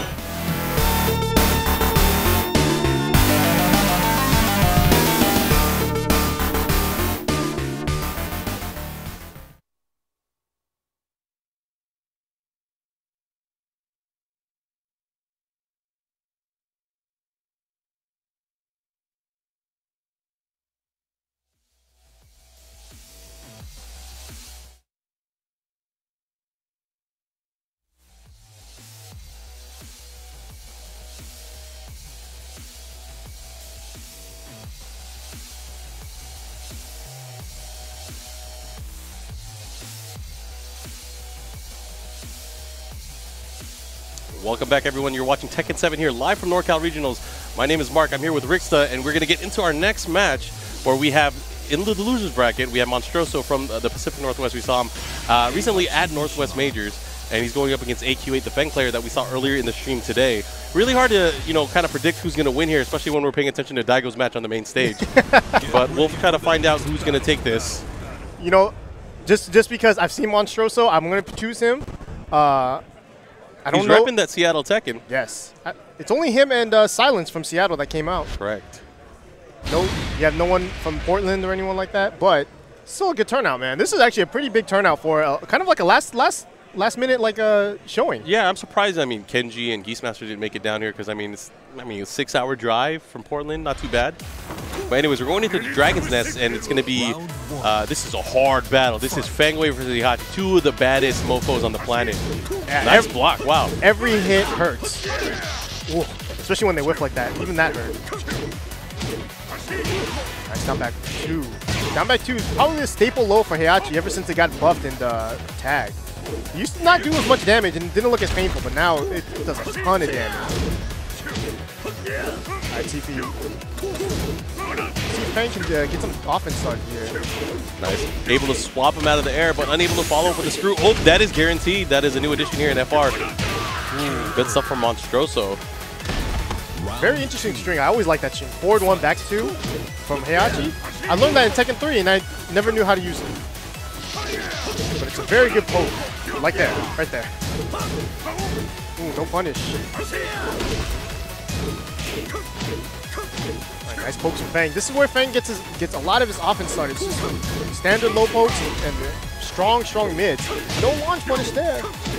He's got to start getting some whip punishes here. Up forward 2 from Fang, very strong. Big shoulder, nice. Down forward 1-2. Ooh. Sniped him out with that jab. He did 1-3 actually. Oh, that's a huge whip. Yeah, he had an opportunity there. That would have been a launch for sure. Can't let him get away with that. Yeah, you ever block those 1-1-2s, you have to make sure you launch it. Yeah. Good block. There you go, and this time he does launch, blocking the hell sweep. Now pushing towards the wall. What's he gonna go for? Oh, yeah. See, I choked on something. I don't know. I don't know if he knows the new combos. I actually don't know what he was supposed to do there. To be honest. Honestly, the down forward 1 should have hit, but I'm not sure why he didn't pick up in time. But interesting combo there from Monstroso, able to get some decent damage out of it. Ooh, nice fall rising 1. Ooh, wow. Oh, could do everything after that. It hits on counter hit. Yeah. That's actually probably the best tailspin move Fang has. Is 4-1+2. Very as strong. long as you do it early, otherwise you're not really going to get anything out of it. But it really allows him to do some interesting combos. You guys know that his big launcher 4-3-4. After that, you're able to kind of slightly sidestep after the jab and create more opportunities to extend the combo. Right. So he has amazing wall carry after he uses it. Okay, reverse Kempo. This time a nice down back 2 for Monstroso. Monstroso looking to tie. Ooh, wow. That's going to do it. Damn, that was tight. I love Dash Electrics. Dash Electrics is like one of the most prettiest things in this game. Yeah. Except when I get hit by it, then I hate it. Oh yeah. It's like back dash you. I was doing everything except getting hit by it. Yeah, in the few vulnerability frames when you're doing a back dash and one of those hits, it's like, man, that was sick. But man, nice, gets the command grab there. Double breaker. Super solid, but Monstroso has range. It didn't matter. Yeah, Monstroso not able to beat the mix-ups there towards the end. That command throw into the push hook series, just doing enough to end the match. Now, I mean, AQ8 looking really good here in the matchup so far. Let's see if he's able to pull off into the lead and move on to the next round. Ooh, second hit. Things are working out. Yeah, I wonder if he ducked it because there's a new string out of that. Down back 1-4, which is his tailspin as well. Correct. Does not jail, of course. You could duck it and you could really punish him. But if you actually block the high, it's safe. It's one of those, mid unsafe, high safe type of situations. There's a lot of those in this game. Correct. And yeah, I've noticed that there's a lot of them. And you could duck it, right? You could duck it, but then there's that mid option that they have. Yeah. I mean, Bob got one off of his headbutt, which is now it just makes his headbutt game kind of ridiculous. It does. It's crazy too. I mean, because like, let's say you're by a wall and you're like, I'm gonna duck this new extension. Oh no, I got wall splat and I lost my life. Yeah. It's pretty risky, but it's one of those things that if you can get away with it, it's totally worth it. Are you able to hit confirm the 4 version as well? I haven't tried actually. Okay. I know with the 1+2, the belly flop you can. Yeah. The hit confirm actually got harder in tag from 6. Oh yeah, 6 it was easy, man. Yeah. I was like doing my nails while doing it. Drying them off. You could look away and then kind of hit confirm it anyway. Okay. 1-1. Good stuff. So I believe after this match, we're going to be starting the other half of the pools. And we're going to have one of our first matches from Team ITS, Princess Ling, going up against Machisel. And that should be your pool as well. Yes. So I got to go lose real quick. Nah, man. You have Akuma and people that, you know, we know for a fact that people don't know how to fight against version V Akuma. What more against version F Akuma? Yeah, that's true. You know, my big concern though is I have one Bronson Tran in my pool who says that he's only going to pick King against Akuma. He's not going to play anyone else. Yeah, you know, King is actually really good against Akuma because any one of your options where you're in the air, he can combo from. Yes, hop kick beats out every option. Yes, and he still gets the down 4-4-3. That's the crazy part. You can still combo fully. And even if he just throws and I'm in the air, I got thrown. Yep. The air throw exists with that character. That's why you pick Akuma and never jump. That's hard. All right. That's so hard. Right. that's how I learned how to play him. Yeah. Oh, man. Learning how to play, Monstroso will have to wait till the home version comes out. Nah, there's plenty of casuals to be had. He'll just have to wait for the pool to be in. Oh, yeah. But either way, a strong, valiant effort. I mean, coming all the way from Seattle, thank you, Monstroso. And the Seattle Tekken crew, of course, one of two that came down to play and enjoy some NCR Tekken. But right now, we're going to check out this awesome bag where his soul is still in. NCR 2017, get 20% off right now, store-wide. And actually, they have that Evo bag for pre-order as well. A lot of cool stuff from Split Frame. And check out this cool bag. And this is actually, I think, one of their sickest new products. It has extra durability from what you might be used to from most stick bags. Pre-order start shipping in a few weeks. Get yours just in time for Evo, which is, of course, happening mid-July. But, of course, shout-outs to Split Frame and Arcade Shock again for having some amazing new products for the fighting game community. So it looks like first match of the next pool, we have Machisel going up against Princess Ling from Team ITS in the skies. In the skies. And I don't know, have you seen that new Heat video from Speed Kicks and the ATL boys? You see the call-out video? Man, that is the nerdiest call-out video I've ever seen, but I felt it. I was like, man, he put up his record against them. I was like, ugh. I like the idea. I'm 14-2 against In the Skies. The record was kind of sick. When I saw the numbers, I was like, oh, man, he only lost to count? Princess Ling at Nationals, and he lost to Lil Majin at CEO. But he's beaten everybody else. Oh, yeah, he's beaten everybody else. They think it's a bucket hat? No, this is not a bucket hat. This. Oh, they want your bucket hat. Well, they can't have it. They can't have my bucket hat because that's a top 8 only bucket hat, and unfortunately, I didn't bring it today. Oh, so you just jinxed yourself. I think I did. Oh man. Okay, so I think I have to retire it because every time I wear it, I only get like top 4, and I don't like it. Oh, I should have brought the Bullet Club shirt. I have one that I kind of wanted to do a giveaway with. Oh, what? My bad. It's in the room. I'll bring it back tomorrow for top 8 or top 4. Yeah, those Bullet Club shirts are sick. And the Brian bandana? Oh yeah, I got extra ones if you want one. I brought a bunch from Japan. I just came back from Japan yesterday. I'm gonna have to. They are JP only. I'm gonna have to take a hold on one of those bandanas. Yeah. Can we do commentary with the bandana on? Will that be? That would be sick. I'll do my best to make sure the voice goes. Man, you can hear Brian laugh still through that bandana, so I'm sure our commentary will be just as fine. That's not the same. It's because he's mic'd up on the inside. Hey, Brian still laughs when he gets stepped on by Nina, right? I don't know. That's one of the old like Easter eggs in this game. Man, you had a really sad Easter, bro. But yeah, he should. I mean, I don't know actually. Come on, man. Maybe only when Anna does it. We have to see that match somehow. You didn't say anything. All right. Whatever. Whatever. I know people in the chat are like, well, yeah, that's not happening anytime soon then. Yeah, in Tag 2. I was waiting for that. But anyways, looks like these boys are ready. It's going to be an interesting matchup. So, obviously, you guys know Princess Ling uses Xiao Yu. Yes. That cheap little girl. She's so strong. And he doesn't even go by Princess anymore. He goes by P-Ling. Well, I mean, but he's still Princess Ling, right? Yes. Oh, then. I just don't understand, you know. I think he's trying to go through, like, you know how like rappers sometimes have to go through a name change? Yeah, like Snoop Lion? Yeah, I think he's trying to change the Lion. Maybe make it Perfect Ling. And then change it to Legend eventually. Damn. Well, he's going to have to start losing in long streaks first to make that happen. But right now, IKS P-Ling opening up the match against Machisel. Machisel beating Steve. I think Steve is one of the coolest characters in the game. I think so, too. His new duck transitions are making so fun. His up forward 2, his new up forward 2 is the slam dunk? Sweet. Yeah, the I love dunks? that. It's a sweet launcher. And, you know, that's really, I think, what Steve lacked in a lot of the game is just cool, clean launcher. Yeah. But obviously still slow. What is it, like 20 frames or something like that? Still a slow move, but still sick, regardless. Yeah, this is going to be tough for Steve. A lot of Xiaoyu's just natural evasiveness, her Art of Phoenix, and her ability to sidestep around a lot of Steve's things. They're really going to make this kind of tough for him. Steve's going to have to commit to a lot of hard reads to kind of prevent her, like, or create space by making her whiff. So we'll see how he plays this. Nice running too. There's the pressure. But double AOP cancels right into the low. And Feeling's not one to stay still. You leave him alone and you know, like three character lengths away, he's going to be doing a bunch of stance things. But he always seems to have an option ready no matter what stance he's in. Dude, he's always, you could tie his left hand behind his back and he will start going into AOP with his mouth in the buttons. It is crazy. This guy is always moving around. Okay, nice. Gets the counter hit Magic 4 combo. Follow up. Now pushing towards the wall here. Oop, not enough. He went for the down one. Power crush, and that's one of the things I've seen him using more and more often now is the power crush.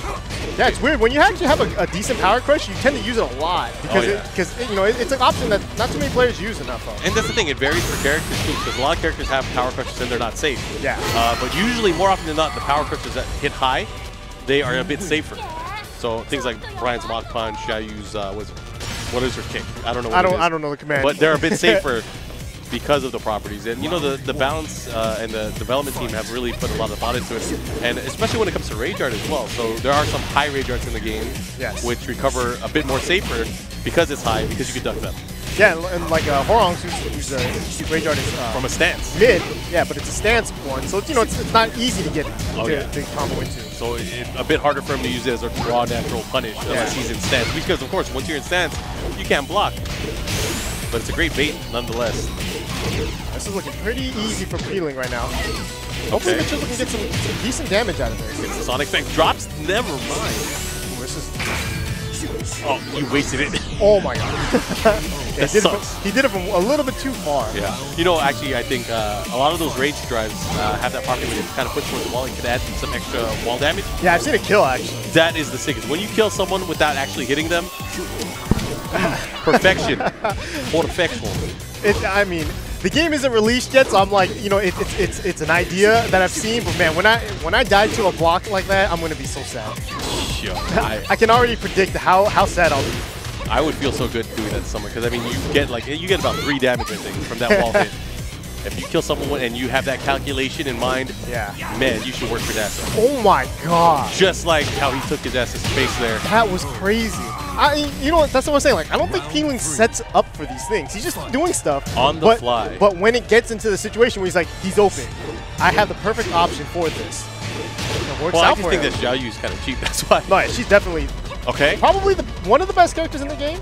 Yeah, I mean, she's always rated pretty highly in the international tier list. She's definitely in the top 5 for both from Korea and from Japan. Yeah, Leo as well. Oh yeah, but Leo, you know, not that many people use her and win with her at the highest level. Yeah, we see players like Gen. We see players like probably just Gen. I would say is at the peak. Yeah, that's definitely true. I will see who's next. Okay. Wait. So we're going to the other side. We're going to the other side of the brackets where we have Punko, who we saw earlier using Akuma, going up against Silence. I saw these guys playing some casuals. Ooh. So it's going to be Nina, Silence from Seattle, using Nina against Korea's Punko the Machine, and he's going to be using Akuma, Goki. I'm interested in this match because I want to see how Silence will, you know, deal with it. Yeah. I actually played Silence at Wizard World Portland. Oh yeah, very short trip for him. And he actually beat me. Oh yeah? First to 2. It was very, very close, very close. But he seemed pretty well versed in kind of the Akuma matchup. But the thing is, Punko, you know, he's not a Tekken player. So I feel like his offense is a little bit different than, you know, say my offense, where, you know, I'm kind of approaching it from a Tekken angle. He's approaching it from just kind of a different angle, which I don't think is bad. I don't think it's bad at all. Well, we'll see how it works out in this matchup. We'll be able to talk shit right away. That's the advantage of having the mic. Silence, a long-time Nina player, too. 2 characters I'm very, very familiar with. I think these are probably some of the characters I know the most, just as far as experience and playing the game. Yeah, they're the first 2 new characters in FR. Yeah. They came out together as a pair. Yeah, they're a couple, kind of. Is that who Nina's marrying? Is she trying to get not left behind? Is that what it is? Pair up with Street Fighter? Could be, but we'll find out. Here we go. Silence versus Punko. 2 out of 3. Nice. Opens up with the wipe before into the bad habit. Good combo now. Yeah. Okay. And no duck there. It's going to be interesting to see how Punko deals with a lot of Nina's moves and strings. Okay. Wow. That hit counter hit? Yes. I think he stole that. Okay. Just personally. Ooh, and the floating veil, too. Pressure has him in rage. Went for the EX Tatsu, which is no longer as good as it used to be. You can definitely knock him out of the air. Oh, goes for the mid this time. And usually down 3 is sort of uninterruptible unless you low jab. But after that block there on the running 3, good pressure there, of course, with the down 4-1. Yeah, that's one thing that Punko really likes to use is a lot of those dive kicks or the regular jump dive kick where he gets a little bit of a plus afterwards. Drops a combo there. Silence now pushing towards. Oh, this time the jump in hits clean. Just jumping over her down forward once. Oh! I don't know what he was trying to do there. Was that wall rising 2 to EX Tatsu or EX Fireball? It was regular. It was regular. Shakunetsu. Yeah. My bad. Like I said, Silence not doing too hot in this matchup. I think he's letting Punko kind of be the aggressor here. And I think that for you to have success against Punko, you need to be the aggressor in the match. Oh, and this is going to hurt big time. He's going to get the 3-hit string and the wall, but side wall sudden messes up the... Ooh, that is definitely a Street Fighter player. For sure. That was nasty. And now Silence is not doing too well. Wow, and he just goes straight for the 1-2. He could have got launched if he blocked that. But the confidence right there, I'm just going to do 1-2. What you gonna do? I mean, that's the way Punko. Mark of the Wolves. I think it's the way Punko plays. Is like when you let him get his offense going, he feels confident that everything will hit. And if it doesn't matter because he has to show you, ready to go. And again, opening up the round with the wipe floor there early on. You know the offense. Is this a replay? Same game. And I've noticed Silence is really letting him dictate the offense, and you should not let that happen. Yeah. If you want to let 15-frame lows really dictate your life, by all means.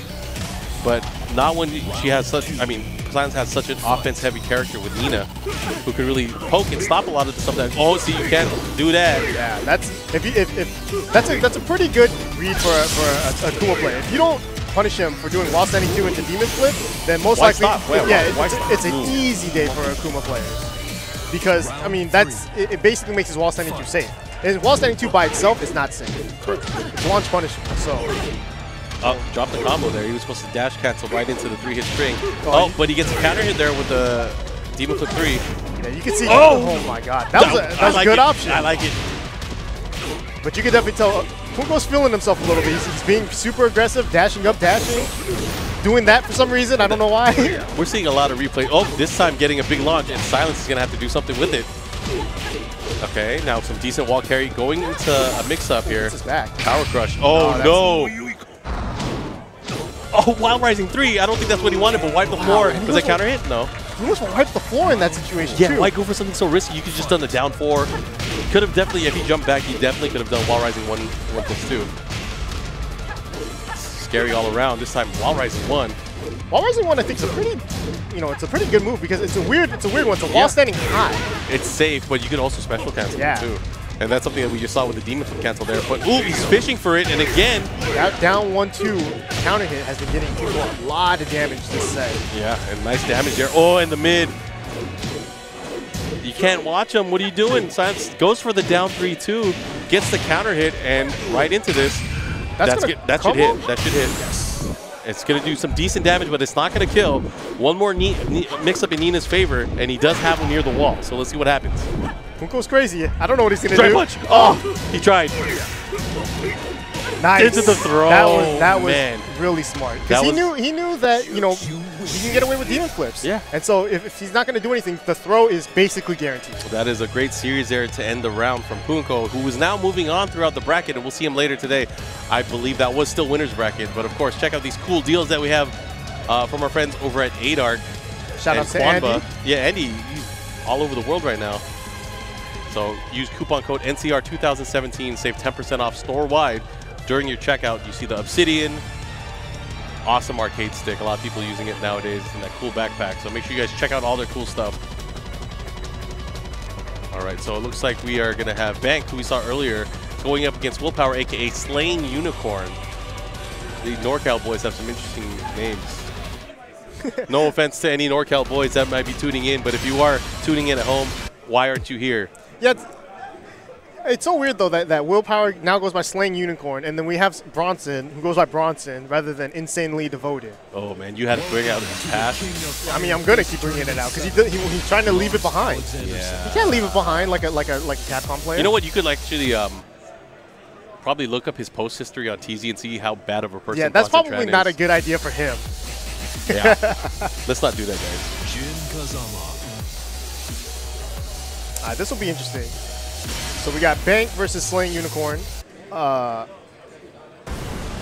got SoCal versus NorCal. This is kind of like a. This is the first one. Yeah, this is like a little rivalry that we've always had, but. Okay, you got to tell me. So, who owns the soul right now? Who owns the Iron Fist? Is it NorCal or SoCal?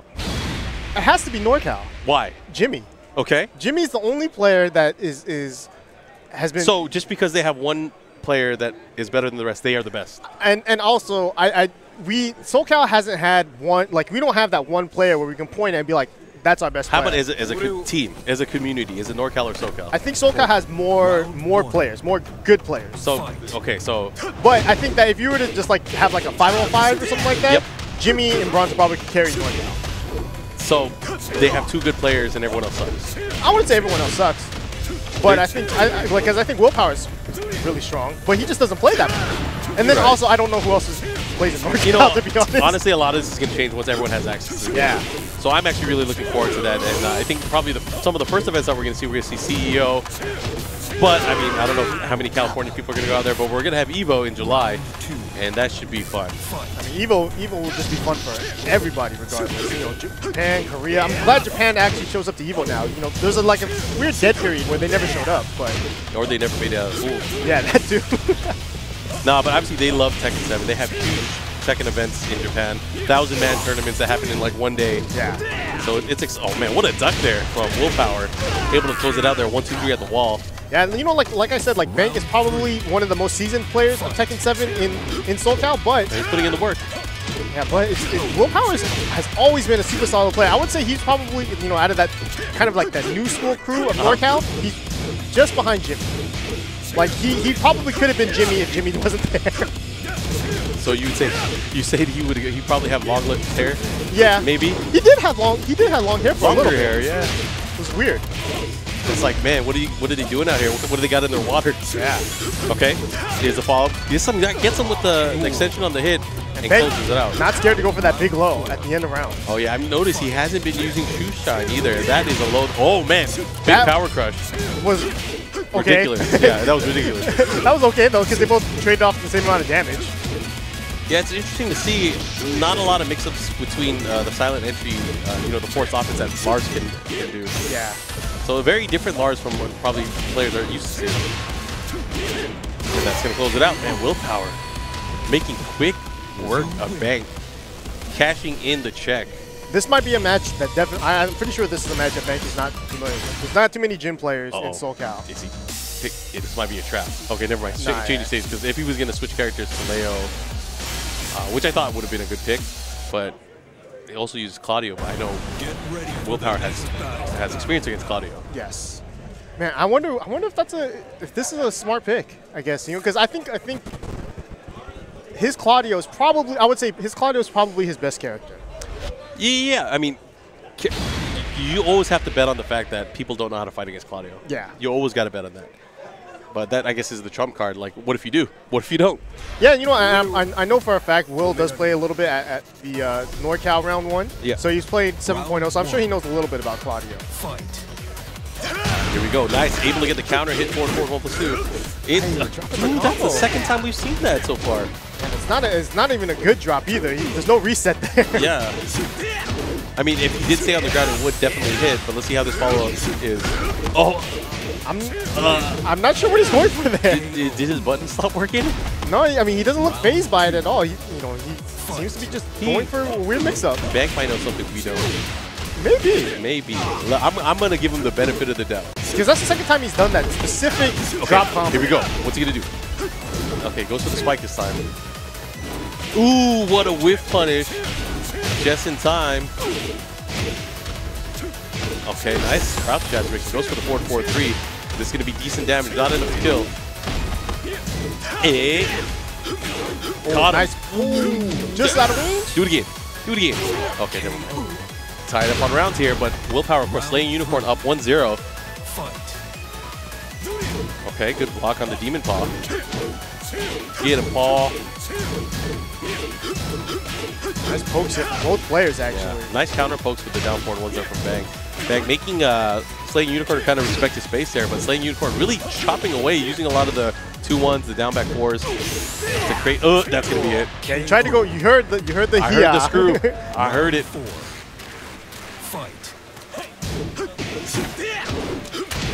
You know, one interesting thing too is that Jin has one good great mid, which is 4-4, but good great mid. Good great mid. Yeah. But unfortunately, I don't think Slaying Unicorn has been doing it all that much because right there, there it is. He heard you. He definitely heard you. No, he'll do it at that range. The lightning screw, the first one since '96. Into the forward 1+2 grab, and Bank looking to make a comeback, and what a nice set play there at the wall. Bank looking to stay alive here, but it is raining, it's pouring. One of these outfits will fall apart. Nice, again, a lightning screw. Down forward 2-1, gets the screw and the wall here into the big shoulder. One more mix-up. Shoe shine. All the moves are coming out now. Oh, big wow, whip. That was an interesting. Oh, wow. He is playing online. Oh, he dropped the combo too. He did the wall standing 2-1 too early, but he still got it. That was crazy. All right, anyways, we're going to a final match between these two. And I've heard next we have Adark's Bronson Tran going up against Estabbon the Bestabbon. And Estabbon, I know, just started playing Tekken when Tekken 7 came out, or we started the Tekken Tour. So it'll be interesting. But you know what? Also, he went to Japan to play it. Yeah, I mean, he knows how to play. He's been learning. He's interviewed me a few times. It's been shown in videos. Yeah, he does. He's the reason why work. He's the reason why my GIF exists. Yeah, the pop-up of all pop-offs. So it'll be interesting to see how that turns out. But I like it. I mean, he did some commentary at some of the Wizard World events. Estabbon has definitely been doing a lot of cool stuff for the Tekken community. Aside from his Tekken Tour videos, really looking forward to seeing a lot of the cool stuff. Round 1. Fight.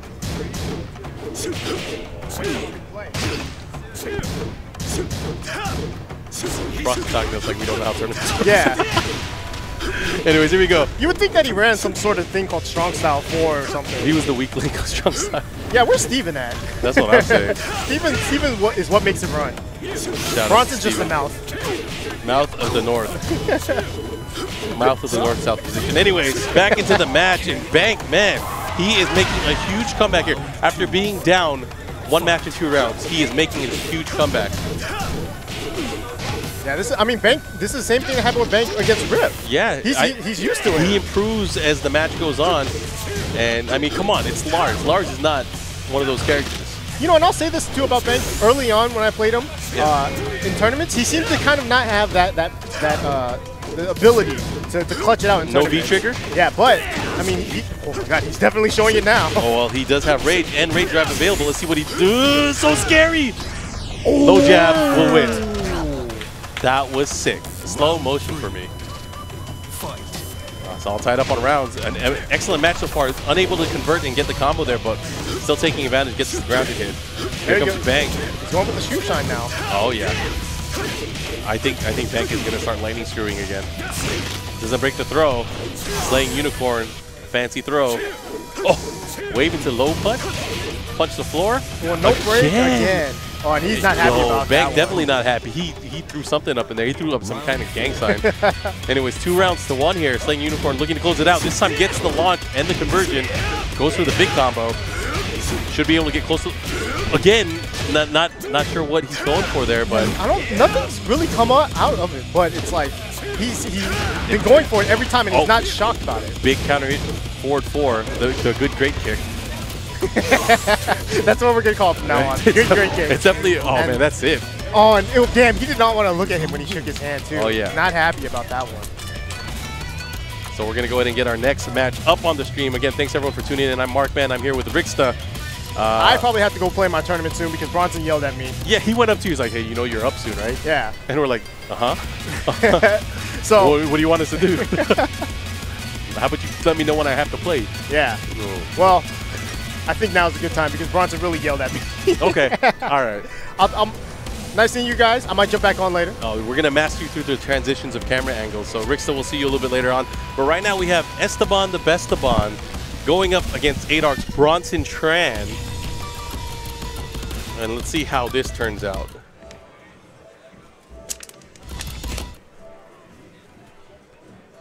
And this, again, winner side of the bracket, 2 out of 3. We'll see some of these guys a little bit later on. Oh, see, he's chumming it up with him right now. So I know, okay, Estabbon uses Kazumi, and Bronson is probably going to pick King or Claudio. Welcome to the King of Iron Fist tournament. He just yelled out loud, "I don't know how to play this game," and he has never been more full of stuff. Yeah, he's definitely going to hop kick. We'll see how this works out. So it looks like we're going to Duomo de Sirio, one of the newer stages. Get ready for the next battle. Bronson is yelling and arguing with Estabbon, saying he can win. He's trying to sell himself short. I mean, he is kind of short, but we'll see. Again, 2 out of 3. Let's see how this works out.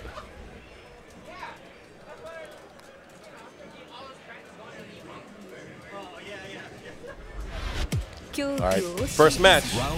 Kazumi Mishima versus Claudio. All right, nice offense opening it up. Estabbon, oh, what a power crush there to open it up. Gets the counter hit and the follow-up here. And Estabbon looking really good early on against Bronson. Goes for the grab there, nice duck. And Bronson fighting back there. Into the running too, and that should close it out here. Not able to get the conversion, but it doesn't matter. So Bronson Tran, first round. And he's cheering like a schoolgirl. I thought it was a schoolgirl at first, and I realized it was Bronson's voice. Hasn't yet matured. Goes with the genocide cutter. Here's the pressure from Estabbon. This time getting the Shining Fist combo into the Tiger, and a combo at the wall. Gets the hop knee. Goes for the throw. Now Bronson pushing back. This time gets a low. Nice poke with the down 2. And the second hit there. Estabbon able to confirm, tying up the round count. Oh, what a hop knee. He's a psychic. Adjust for the combo here. Last hit. Here's more pressure. And a combo of his own. This time now has Starburst. This is where Claudio can get the block and the punish. Now he's going to push towards the wall here. Gets the wall. Nice side step 4 into the low kick. And Bronson Tran, Round 4. One-man clapping audience there, clapping for himself. All right. Oh, they both went for hop kicks there. Now here comes Estabbon with the pressure. Nice stuff there. Hit him with the down 1-2. Don't think Bronson was ready for it. Good pressure there.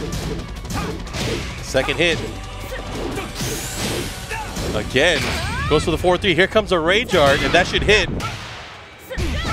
Now we're going to have an instance where Estabbon can go for a mix-up here. He's going to go for the running 2. No, put the brakes on, and the nice Rage drive into the Starburst down 2 cancel from Bronson. And Bronson is definitely feeling himself. All right, here we go. Let's see how this works out. So Estabbon not doing too bad, you know, for being a newcomer in Tekken 7. Going up against probably one of the legends. I only say legend because he's hella old. Oh, he went for the Tiger uppercut, and the Tiger didn't even pop out. That's how you know it's a bad one. You don't want the Tiger. You want the Tiger to come out. It's only on hit. Goes to the hop. Second hit again, finding its mark. All right, here's the follow-up. Nice low. Bronson looking to keep that pressure on. It hits him with a 4-2-2. Round 2. Fight. Nice. This time able to get the launch. Follow-up. That should be an easy combo. Gets Starburst here. This is where the mix-ups get crazy. Sidestep 4. Oh, the full low series. I don't think Bronson knows it. Nice. Down forward 1. Oh, it beats out the second hit there with the forward 4-2. That was some great stuff. And he lost his Starburst because of that. That trade did not go in his favor. All right. Here's the mix-up. What's he going to go for? Kazumi now has Rage. That is not what he wanted. Had an opportunity there, unable to capitalize in 2 rounds straight for Bronson Tran. Nice genocide cutter. Gets the big hop kick. Follow up with the vampire knee. Nice again with the hop kick. He's been such a surgeon with it. This time dropping low just of the wall. Not able to get a full combo, but here comes Estabbon. Has an opportunity. Goes for the running two. Oh, the second hit. This time getting the Shining Fist combo. Pushing at the wall. This is a good time for... Oh, that's going to be it. What a punish here from Bronson. You win. Look, these guys are dorks. I've never had such a bad time doing commentary for any match. He made him wait to watch the win pose. So again, you guys are watching. This is pool number 2 here. Bronson Tran just beat Estabbon, who we saw throughout the Tekken tour. But right now we're going to have our next match where we have Mr. Tasty Steve. But before we go to that, let's check out some of these cool new products from Das Keyboard with our friends over at Arcade Shop. Again, there's a cool promo going on right now. If you guys go to daskeyboard.com, you can save 15% off if you use code ArcadeShock. So make sure you guys check out these awesome new keyboards. But right now, it looks like we have Toro, who I believe uses Devil Jin. He's going to go up against Tasty Steve. So it's going to be a SoCal battle. Let's see how this works out. I know Toro sent Punko to losers, I believe, at SCR. So he's been around to a few tournaments. He's represented here and there. But how's he going to do against Mr. Tasty Steve? King Devil Jin. Let's find out.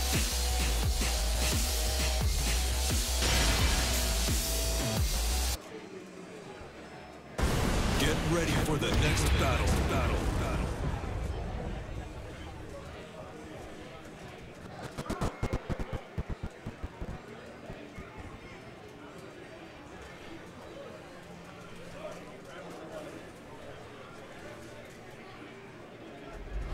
All right, let's see how this turns out. King versus Devil Jin, and we're at the precipice of fate. You know, this stage, it starts off slow when the music kicks in, but once it starts getting into high gear, it gets super intense. Let's hope that's the same for the match. Round and then right after this, fight. We're going to switch over to another game, but we are, of course, going to be back with... Wow, Atlas Hammer gets the follow, drops the combo. Very uncharacteristic of Mr. Tasty Steve. But after this match, we're going to go right into King of Fighters 14, and we'll be back tomorrow at 5 p.m. Pacific time, where we'll have the top 4 of Tekken 7 here at NorCal Regionals. Nice, gets the Hell Sweep combo, now pushing towards the wall. They're both in rage here. Anybody's hit can do it. Oh, that should be it. Should get the back 2-3 right into the rage drive. No, he goes for the axe kick, able to close it out. So, round 2. Fight. First round of Toro. Any of the taste buds watching in the stream chat, you got to give him your power. He's wearing a cape for a reason. He wants to power up.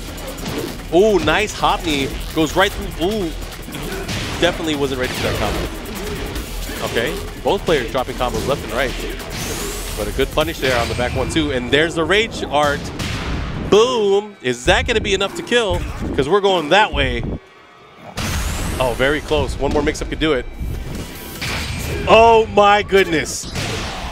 But get out of the air. Swatted. Slam dunk. 2 points.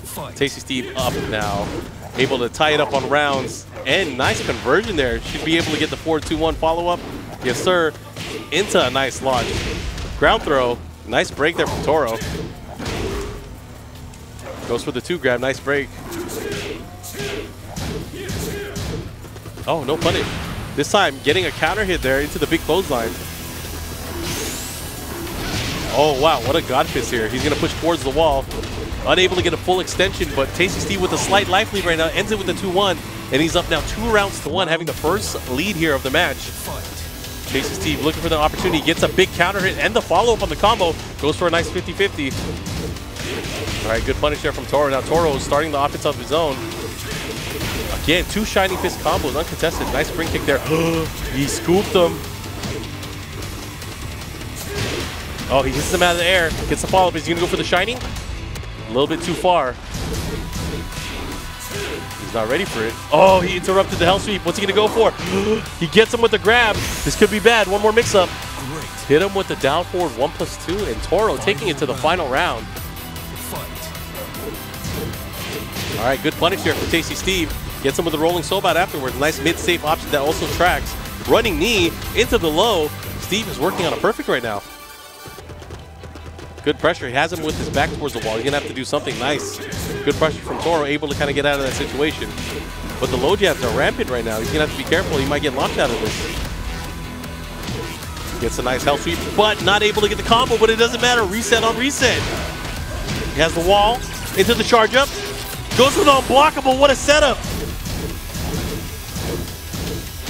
Uh-oh. Not looking good, but Steve does have rage. Into the giant swing, and that might end it. He needs a tech roll, or that's going to be it.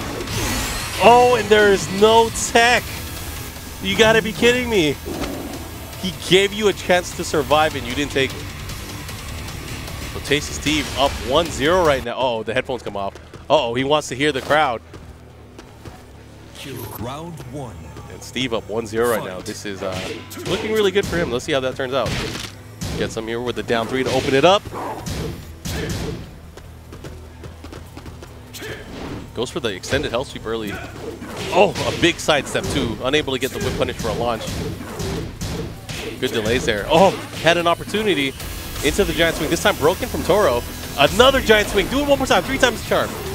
Goes for the low. No launch there. Oh. Goes for the toe kick right into the DDT. And double elbow. Tasty Steve taking that first round. Again with the laser grab. Goes for the leg breaker right into the wall rising 2-2. Here's a follow-up. Boom, nice wall carry. Goes for the power crush. Here comes Toro now. Back to the wall. He's fighting right out of there. Demon corpse thrust power crush.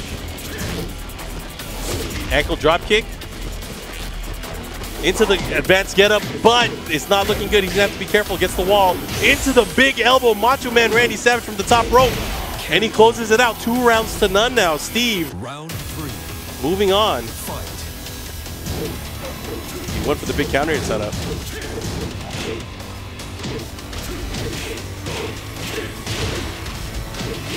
All right. And pushing towards the wall there. Unable to get the dive kick afterwards.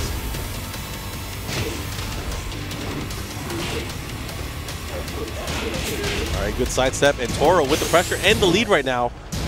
Things are looking really good for him. Oh, into the Demon Corpse Thrust, able to take a round there. So 2 rounds to 1. Tasty Steve versus Toro. Both players from SoCal. Let's see who's going to take it and move on in the brackets. We are inching our ways closer towards the top 8, which will eventually get to the top 4 at the end of the day. Nice, good stuff. This time gets the 2-throw. Into the hell sweep. All right, gets him. Oh, he went for the unblockable again. Steve dropping the combo. That's definitely not what he wanted. Goes for the 2-grab this time.